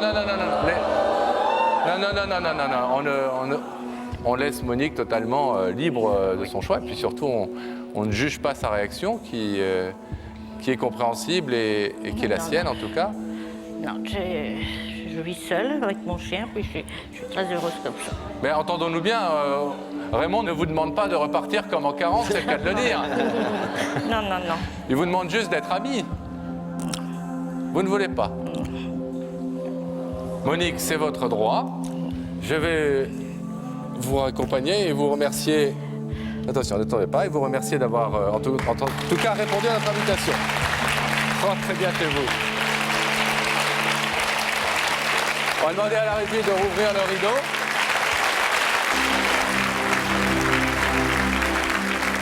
Bon, Raymond,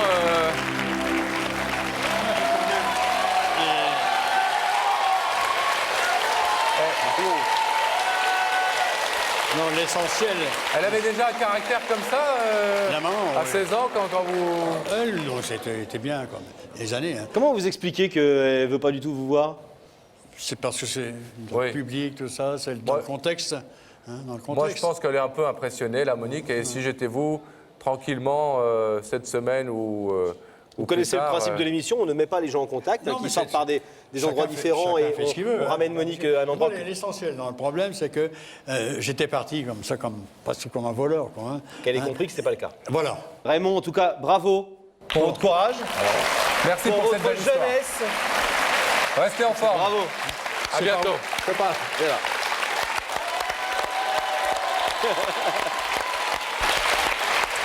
C'est le moment de retrouver Rebecca. Rebecca en compagnie de... Rebecca. Oui. Vous êtes en compagnie de... Je suis en compagnie de Swazik. Swazik, bonsoir. Bonsoir.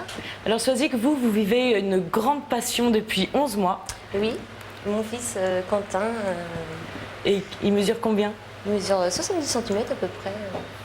À 11 mois, ça va? Il fait bien ses nuits? Il vous a pas empêché de dormir? Non, il est très sage et adorable. Ah bah oui, Rebecca, à 11 mois, ça fait ses nuits, un bébé. Mais Rebecca, elle a encore plein de choses à apprendre sur les enfants, tu vois, je crois qu'elle n'est pas encore maman. Non, je ne suis pas maman, mais je vais demander quelques petits conseils à Swazik. Swazik va vous expliquer tout ça, Rebecca. Vous avez tout le temps de parler avec elle, parce que nous, pendant ce temps, eh bien justement, on va essayer de savoir qui a une vérité à lui révéler. Qui a une vérité à lui révéler? Nous allons le savoir tout de suite en accueillant David, mesdames et messieurs.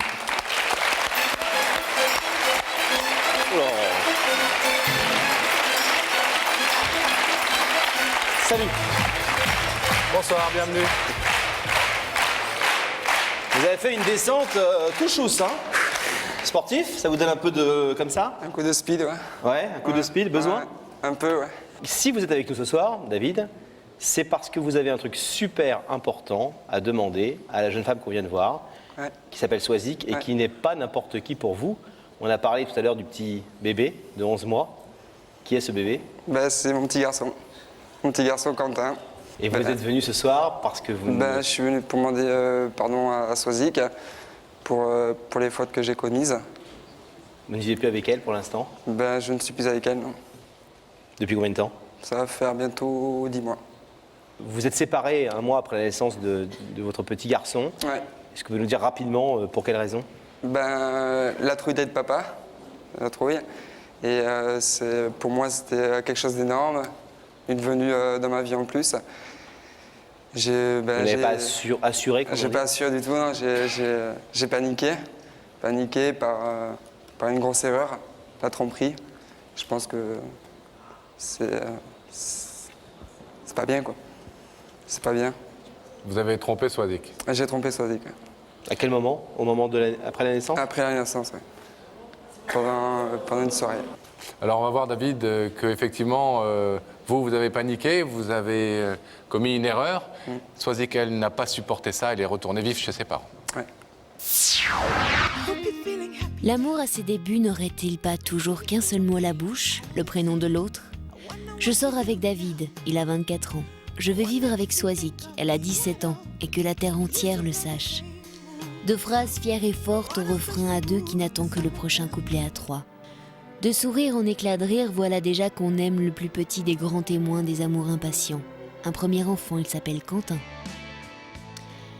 Un bébé qui ne sait rien mais qui va tout apprendre au jeune couple. Passe le temps où l'on tient dans ses bras ce prolongement de soi, cet enfant. C'est moi, c'est lui, c'est nous. On l'admire, on n'en revient pas.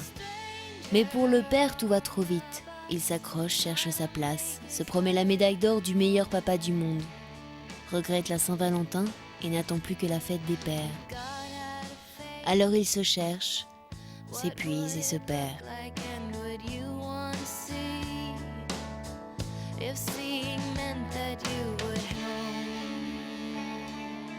Un soir, juste un soir, dit-il, en sa femme ne voyait-il plus qu'une mère?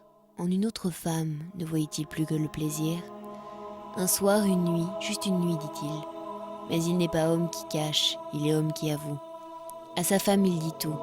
Elle refuse le pardon, ils se séparent brutalement. Une nuit de trop change tout le projet d'une vie. Swazik retourne vivre dans sa famille, les mois passent. Un temps entre eux semble jouer à pile ou face, puis plus rien. David sait à présent qu'il regrette, qu'il aime plus que tout cette femme et cet enfant qui sont les siens. Ce soir, pour David, une erreur, dit-il, a construit sa vérité. Il est enfin prêt à être le père et le mari qu'il n'a pas toujours été. 24 heures d'erreur dans la vie d'un homme réclament l'oubli. Ce soir, Swazik saura-t-elle perdre la mémoire?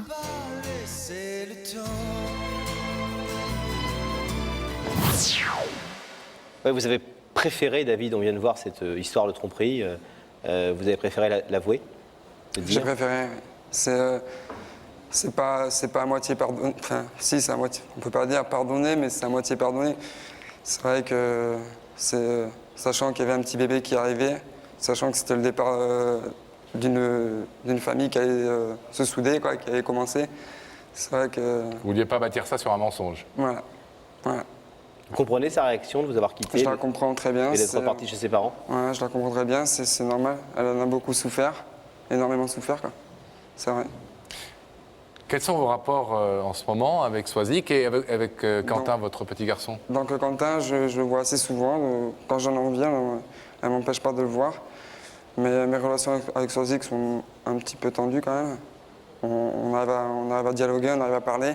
Mais c'est vrai qu'elle ne m'a jamais empêché de voir Quentin. Elle a toujours été réglo par rapport à moi, par rapport à Quentin, pour ce petit garçon qui est venu au monde.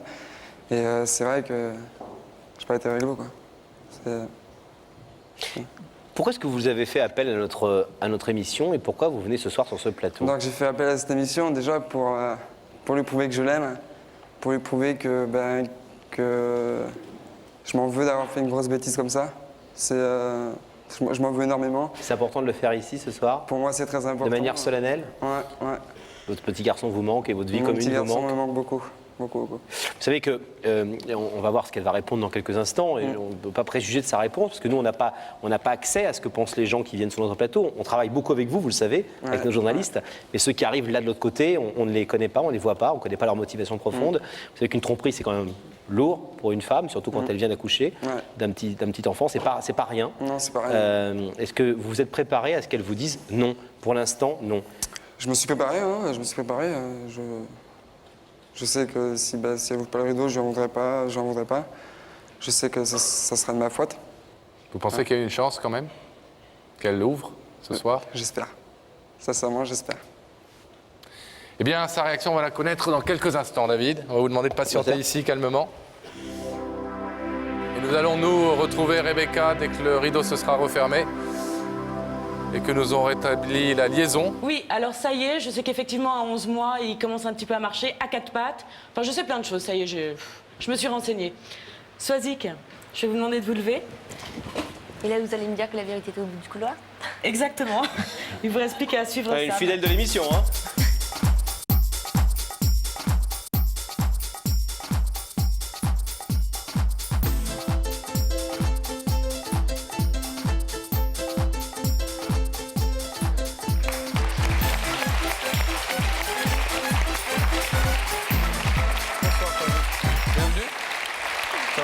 Oui, ça. Bonjour Swazik. Prenez place, s'il vous plaît.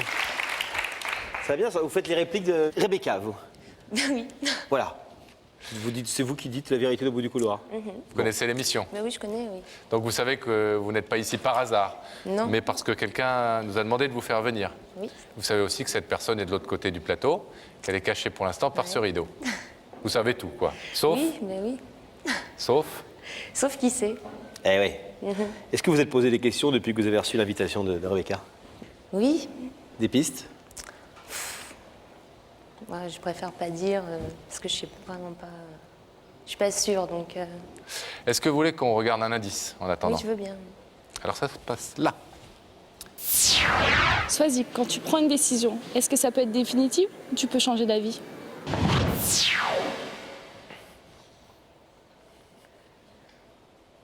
Définitif, la plupart du temps. Définitif la plupart du temps. Quand vous prenez une décision, vous revenez rarement en arrière. Ouais, rarement. Soit que vous voulez savoir qui se trouve de l'autre côté de ce rideau? Oui. Vous êtes d'accord? Oui. Vous savez que vous pouvez refuser. Non, j'aimerais bien savoir. Alors j'ai demandé à la régie de faire apparaître le visage de cette personne dans les écrans situés au-dessus de vous.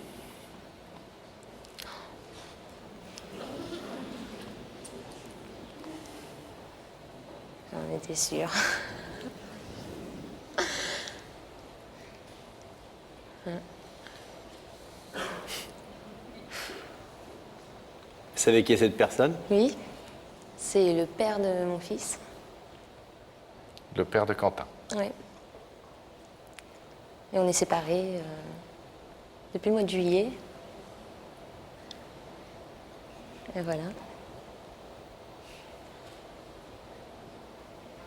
Est-ce que vous voulez savoir ce qu'il est venu vous dire ce soir? Bon, je m'en doute, mais oui. Je veux bien savoir, oui. Oui? Vous en doutez? Oui. Alors c'est à vous. Bonsoir Swazik, j'espère que tu vas bien. Ben voilà, donc je fais la grosse démarche de te dire pardon, que je t'aime très fort. Je sais que c'est pas facile, c'est pas évident par rapport à la venue de Quentin. Je vais te dire sincèrement, je suis vraiment désolé. Pas été bon, mais il y a une chose que je peux dire, c'est que je t'aime vraiment, quoi. Je suis sûr de moi, quoi. Tu vas peut-être pas me croire, je sais que ça fait 10 mois que je bats pour venir avec toi. Tu n'as peut-être pas envie de me croire, mais si j'ai fait cette démarche, c'est parce que je t'aime. Je ferais n'importe quoi pour toi. Je pense que tu le sais, n'importe quoi pour le petit Quentin. J'ai mal agi. Je suis pas fier de moi, ça c'est sûr. Et je t'aime, quoi. Je t'aime énormément, tu le sais, quoi. J'étais parti ouvrir ce rideau et que tu as me laissé une chance. La chance de me rattraper, de faire une vie à 3 qui a très peu commencé. Donc c'est vrai que ça n'a pas été génial. Tu sais que j'ai pas eu beaucoup de chance, mais la chance que j'ai eue, c'est de t'avoir rencontré et de m'avoir fait un enfant. Je t'aime, Swazik, et j'espère que tu vas me laisser une chance. T'es la femme de ma vie, ça j'en suis sûr.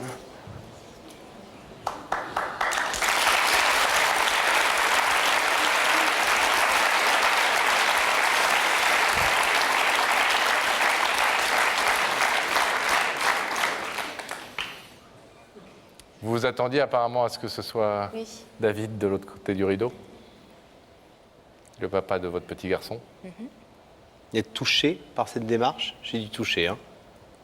Oui, ben oui, mais ouais.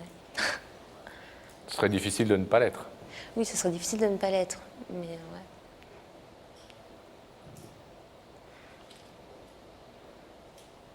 Ouvre-moi le rideau, Swazik. Laisse-moi une chance. Faut que je dise là. Ah, il vous écoute, il vous voit, il vous écoute. Il a la même chose que vous voyez, de ce côté-là, de l'autre côté. Vous pouvez lui parler si vous voulez, ce n'est pas une obligation, mais vous pouvez lui parler. Laisse-moi une chance, s'il te plaît. C'est pas parce qu'il y a des caméras et tout ça que je vais te Non, laisser mais les une caméras, chance. mais attends, les caméras, je m'en fous. Moi, le plus important pour moi, c'est que j'ai fait la démarche de venir ce soir, te dire devant des milliers de personnes que je t'aime. Pour moi, c'est hyper important. L'amour que j'ai beaucoup d'amour pour toi. C'est pas rien. C'est vrai que j'ai fait une erreur qui est ridicule, que j'aurais jamais dû faire. Mais il n'y en a pas qu'une que tu as fait, tu en as fait plusieurs. D'accord, mais c'est vrai. Des chances, tu en as déjà eu beaucoup. C'est vrai. Mais là, je tente mon unique chance, ma dernière chance. C'est pour ça que je veux que tu ouvres le rideau et recommencer, quoi. Recommencer et te montrer que je suis capable. J'arrive pas à y croire. Bah, t'as la preuve devant des milliers de personnes, je te fais la promesse. Je te fais la promesse que je ferai tout pour vous. Tu sais que... fait pas mal des promesses. Mais ouais. Devant des proches, devant pas mal de personnes. Je sais très bien, mais je me suis rendu compte de tout ce que j'ai perdu, quoi. J'ai perdu Quentin. Ce soir, si je suis venu là, c'est pas pour rien. C'est pour te dire que je t'aime et que j'ai vraiment envie de construire quelque chose avec toi.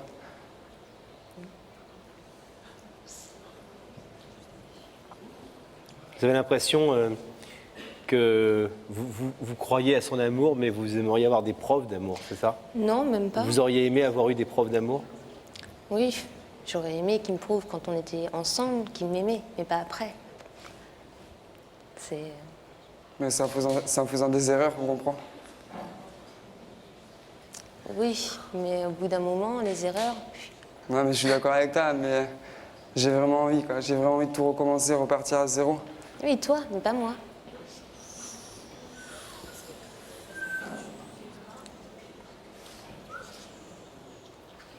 Je te l'ai déjà dit plusieurs fois, en plus. Ben ouais, mais c'est normal que je tente ma chance, quoi. Laissez un petit peu Swazik réfléchir, là, parce que si vous parlez tout le temps, elle ne va pas pouvoir se concentrer, David. Laissez-lui un tout petit peu de calme, parce que le moment est évidemment émouvant et remuant pour elle. Oui. On s'en doute. C'est un papa attentif avec Quentin? C'est un super papa, ça, j'ai rien à dire là-dessus. Vraiment, c'est un super papa. Il nous a dit que vous étiez une super maman aussi, hein. Ouais. Et que vous le laissiez tout à fait, que vous aviez arrangé les choses pour Quentin, pour que ça se passe le mieux pour lui. Oui, et que bien sûr, oui. vous étiez assez intelligents l'un et l'autre par rapport à ça et que tout se passait parfaitement bien. Oui, un avec super papa, c'est déjà un super bon point, non? Oui, mais il faut être un super mari aussi, entre guillemets. Sinon, ça colle pas, quoi. Qu'est-ce qui explique, selon vous, les erreurs qu'il a pu commettre? Comment vous analysez ce qui a fait que vous êtes séparés? Vraiment, j'en sais rien.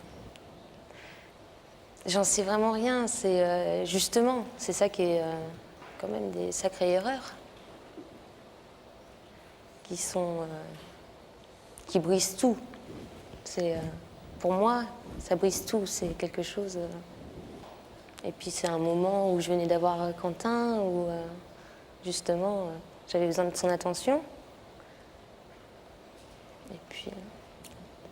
Il a l'air conscient de ça, effectivement, que c'était le pire moment. Mais qu'il en soit conscient, La pire d'accord, des mais erreurs. conscient des erreurs longtemps après les avoir faites. Il ne réfléchit pas avant de faire quelque chose et...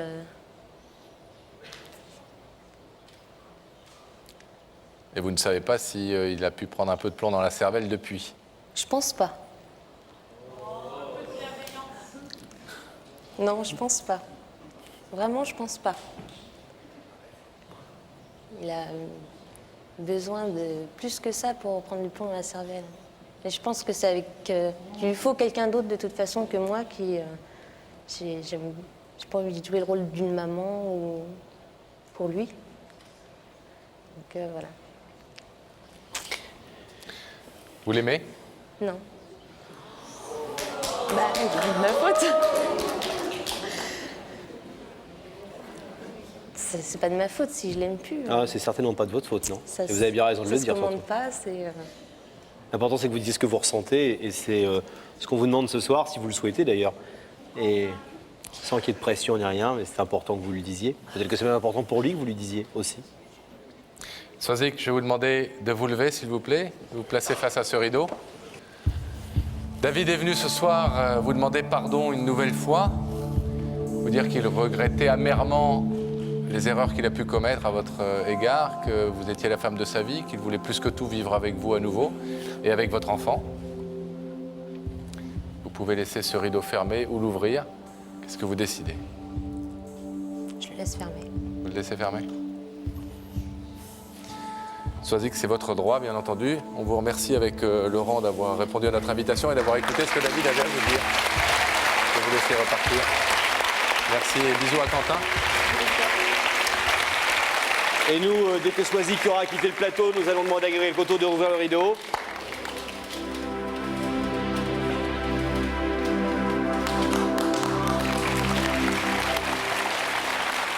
David, vous saviez que ça n'allait pas être facile, c'était pas gagné d'avance.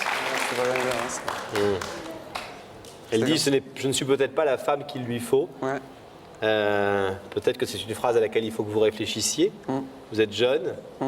Et peut-être que, vous savez, parfois il vaut mieux bien s'entendre avec la maman de ses enfants, même si on n'est plus avec elle, ou de son enfant, même si on n'est plus avec elle, et garder les rapports amicaux pour lui, plutôt que de continuer à faire un couple qui visiblement ne marche pas, ou marche mal, ou ne fonctionne que dans un sens et pas dans un autre, etc.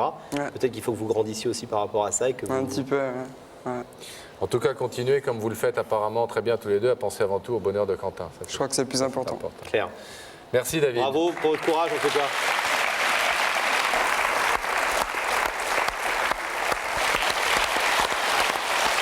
On va retrouver Pascal une nouvelle fois notre amie Rebecca. Rebecca. Avec qui êtes-vous dans la loge, Rebecca? Alors je suis avec Dominique dans la loge à qui je fais vivre un véritable calvaire parce que je l'oblige à rester assise et enfermée dans cette loge alors que Dominique est une femme d'action. Dominique, vous êtes professeure de gym et skieuse, je crois. Oui, tout à fait. Et le problème que j'ai aujourd'hui, c'est que quand on est skieuse, on a le temps de repérer un slalom, donc les portes. Et aujourd'hui, je ne sais pas vers quelle porte je vais. En tout cas, vous irez dans un couloir tout à l'heure. Mais pour l'instant, peut-être on peut essayer de parler un peu du slalom. On va essayer de le trouver. Oui, bah oui, j'espère, et rapidement, parce que c'est vrai que c'est stressant. Alors pour le ski, ça va peut-être être un peu difficile, Rebecca, mais en revanche, peut-être quelques exercices de gymnastique dans lesquels, on le sait, vous excellez. Pour se détendre. Voilà, histoire de décontracter Dominique. Le temps pour nous de savoir, et bien évidemment, qu'il y a une vérité à lui révéler ce soir. Et pour le savoir, nous allons accueillir tout de suite tous, mesdames et messieurs, Laetitia et Kevin.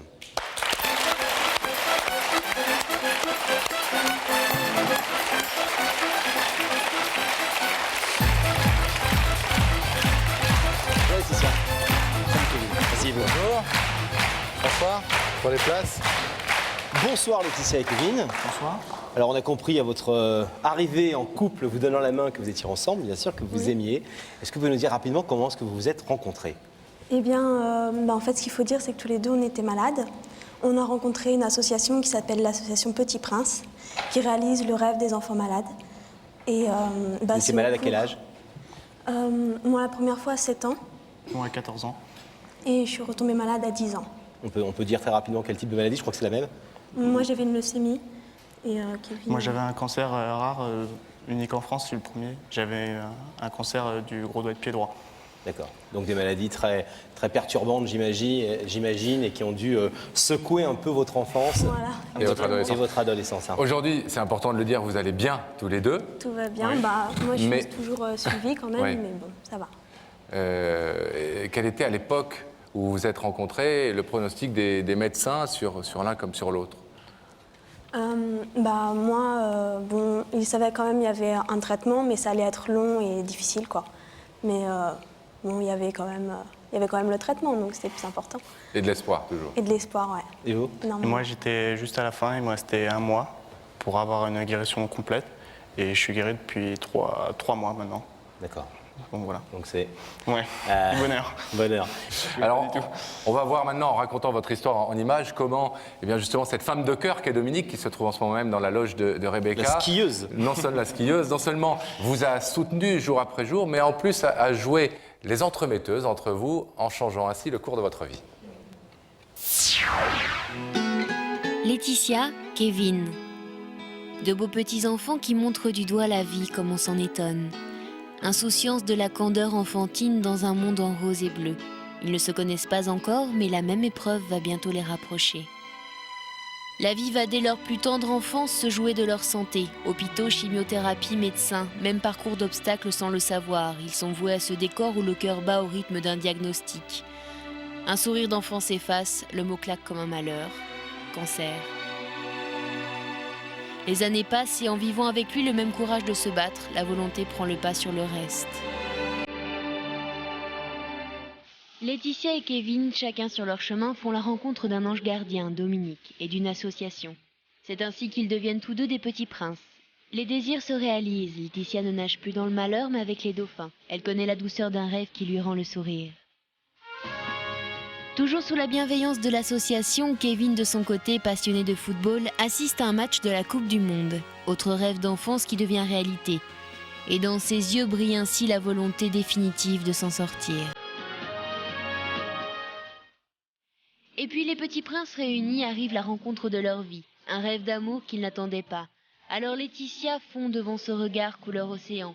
Et Kevin succombe à la sensibilité d'une jeune fille. Ils s'aiment grâce à l'attention qu'une femme leur a portée. Deux destins se sont croisés, l'amour a eu raison de la maladie. Ce soir, c'est la femme complice de leur rencontre amoureuse que Laetitia et Kevin, rescapés de la vie et amoureux de l'amour, veulent remercier. Alors, l'association des Petits Princes, dont elle est la présidente, je crois, c'est quelque chose qui agit beaucoup pour les enfants malades, énormément. Mais c'est quelqu'un, elle, cette présidente, qui est extrêmement discrète. On a eu d'ailleurs beaucoup de mal, pour ne pas vous cacher les choses, à la faire venir ce soir, parce qu'elle ne veut pas se présenter à la télé, parce qu'elle ne veut pas qu'on parle d'elle. Elle nous dit, si c'est pour l'association, je ne veux pas. Si c'est pour ma vie privée, non plus. Donc, on a quand même réussi à la faire venir. On verra ce qu'elle va nous dire tout à l'heure. C'est quelqu'un de très discret. C'est aussi pour ça que vous l'aimez particulièrement, parce qu'elle se bat en silence, si j'ose dire. Ouais, c'est ça, ouais. Et puis, bon, elle a quand même été toujours là pour nous, mais pas seulement pour nous, pour les parents, pour la famille. Ils sont tous, il n'y a pas qu'elle, tous les bénévoles cachés derrière, ils sont tous là, très très importants. Elle a appris assez vite votre histoire d'amour. Après, comment s'est passée la soirée? On s'est échangé nos numéros et puis, fur et à mesure, on s'est amené à se rencontrer. Et après, grâce à Dominique et grâce au Petit Prince, nous avons réussi à nous revoir. Et elle a su à ce moment-là qu'on était ensemble, quoi. Est-ce que cet amour que vous avez rencontré, tous les deux, a joué un rôle, selon vous, dans votre guérison, dans l'amélioration de votre état de santé? C'est toujours un petit plus, hein. L'amour, c'est vrai que c'est magique et c'est vrai que c'est un plus. C'est le bonheur en plus, c'est le bonheur qu'on n'a pas quand on est malade, c'est le bonheur qu'on gagne. Vous rêviez à ça quand vous étiez enfant ou adolescent, vous disiez un jour, on sera guéri, et deux, peut-être grâce à la maladie, paradoxalement, je vais rencontrer la femme ou l'homme de ma vie, en tout cas celui que je considère en ce moment comme l'homme de ma vie ou la femme de ma vie. Moi, j'étais loin de me dire que ce serait grâce à la maladie. Vraiment très très loin, parce que pour moi, c'est carrément deux choses vraiment opposées. Et non, finalement. Hein. Comme quoi, hein. Ouais. Les pires épreuves apportent parfois du bonheur aussi. Oui, exactement, heureusement. Pourquoi est-ce que vous avez souhaité nous appeler et venir dans Y'a que la vérité qui compte pour la remercier ce soir sur ce plateau de télévision?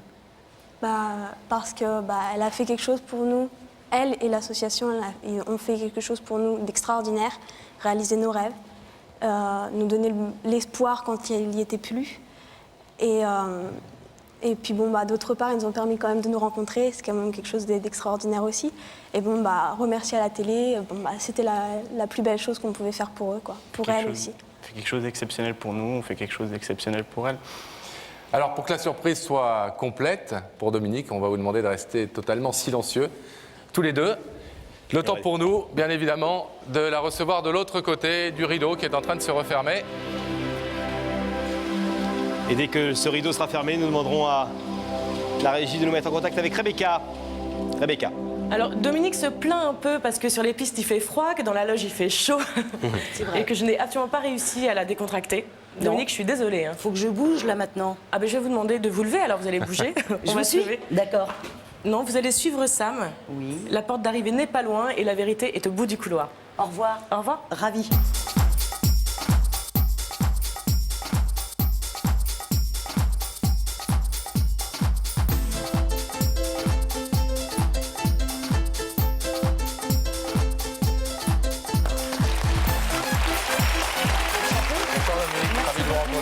Je vais vous accueillir sur le plateau avec Laurent. Prenez place, s'il vous plaît. Vous allez bien?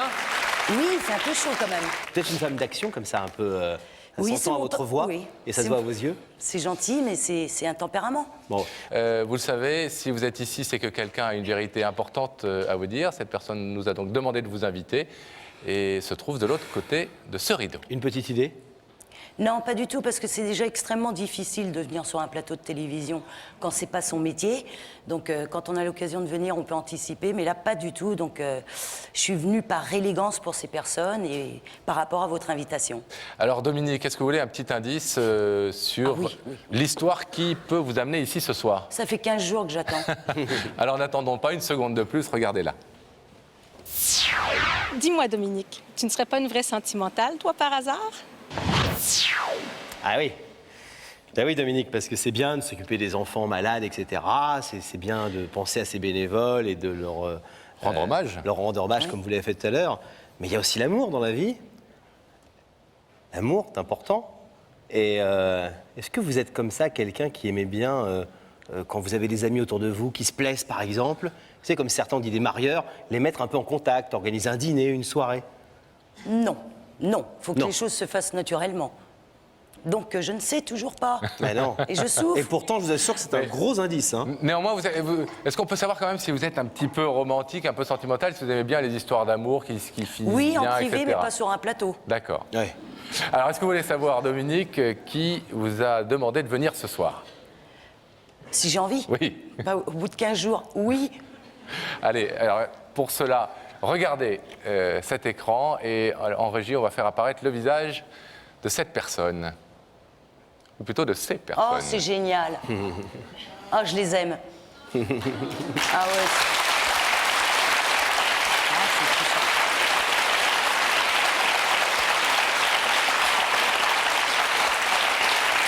Très émouvant.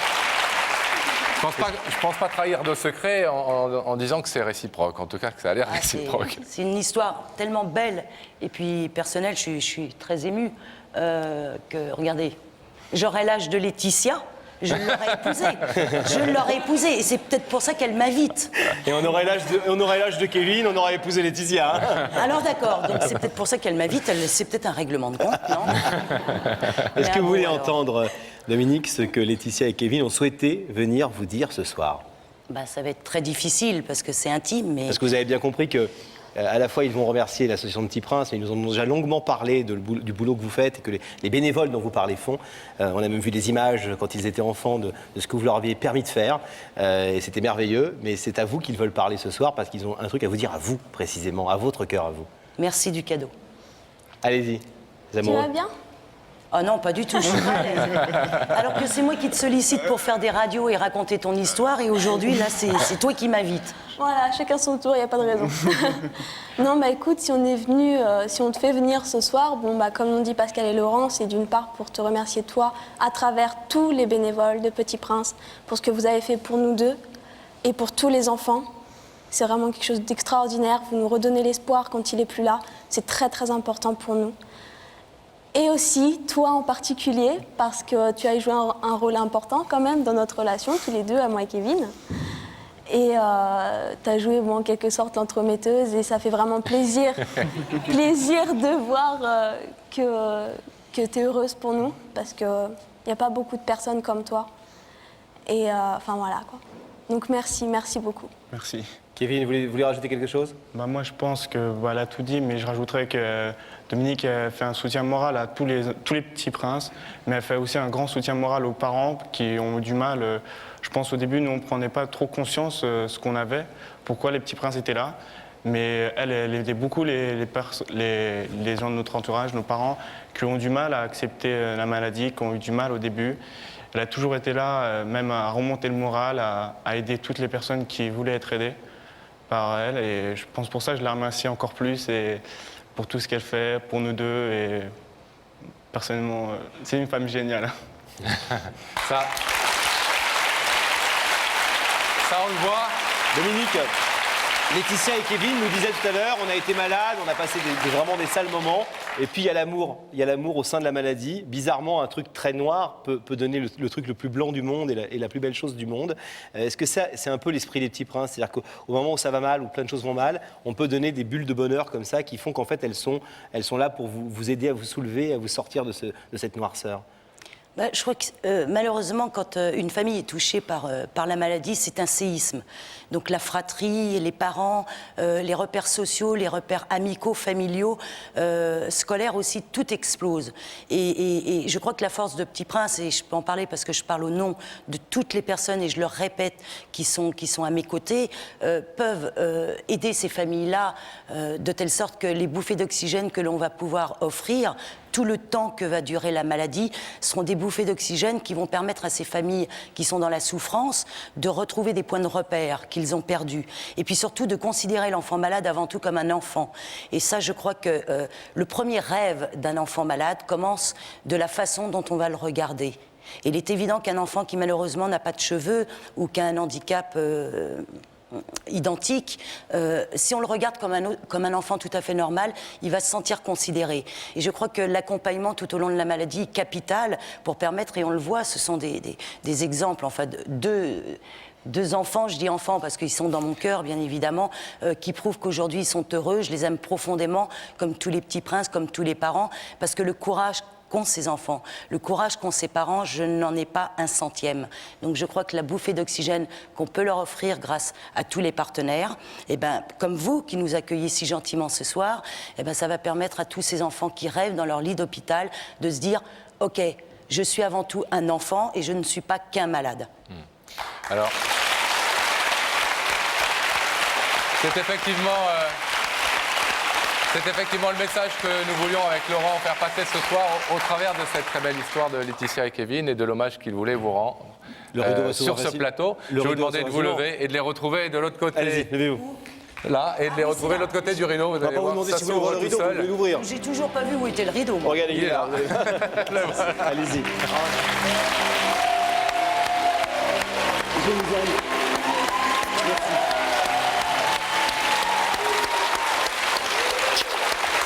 Même si c'est bien. Comme quoi, Dominique, parfois les rêves qu'on essaie de réaliser se transforment en des rêves encore plus beaux. Parce que je pense que vous n'aviez pas rêvé de créer, au-delà de l'espoir et de ces étincelles que vous essayez de créer tous les jours, de créer l'amour dans un si joli couple. C'est nous, Pascal, qui sommes les parrains de certaines déclarations d'amour et certaines histoires d'amour sur ce plateau. On est heureux d'accueillir une collègue qui parraine également les histoires d'amour. On rappelle, Dominique, c'est important, que pendant qu'on parle, il y a le numéro de téléphone de l'association. Si on le fait jamais, très honnêtement, dans cette émission, parce que c'est pas le but de cette émission, même si on remercie beaucoup de gens sur ce plateau. Numéro de téléphone et les coordonnées de votre association. Les Petits Princes, si vous voulez chez vous aider cette association de quelque moyen que ce soit, notamment avec des dons, eh bien faites-le. Ce sera en tout cas pour la très très bonne cause. Et les gens qui parrainent cette association sont des gens connus et reconnus et des gens bien. Merci. On vous souhaite beaucoup de bonheur à tous les deux, Laetitia. On retrouve Rebecca. Ça, c'est une bonne nouvelle. Mais on retrouve Rebecca pour la dernière fois. Ça, c'est la mauvaise nouvelle, Rebecca. Mais oui. Eh oui, il va falloir aller se coucher. Mais oui, je vais y aller. Parce que vous reprenez la route demain. Très tôt. Bon, on vous retrouve dans 15 jours. En tout cas, toujours avec autant de plaisir. Merci, Rebecca. À bientôt. Merci à vous d'avoir suivi cette émission.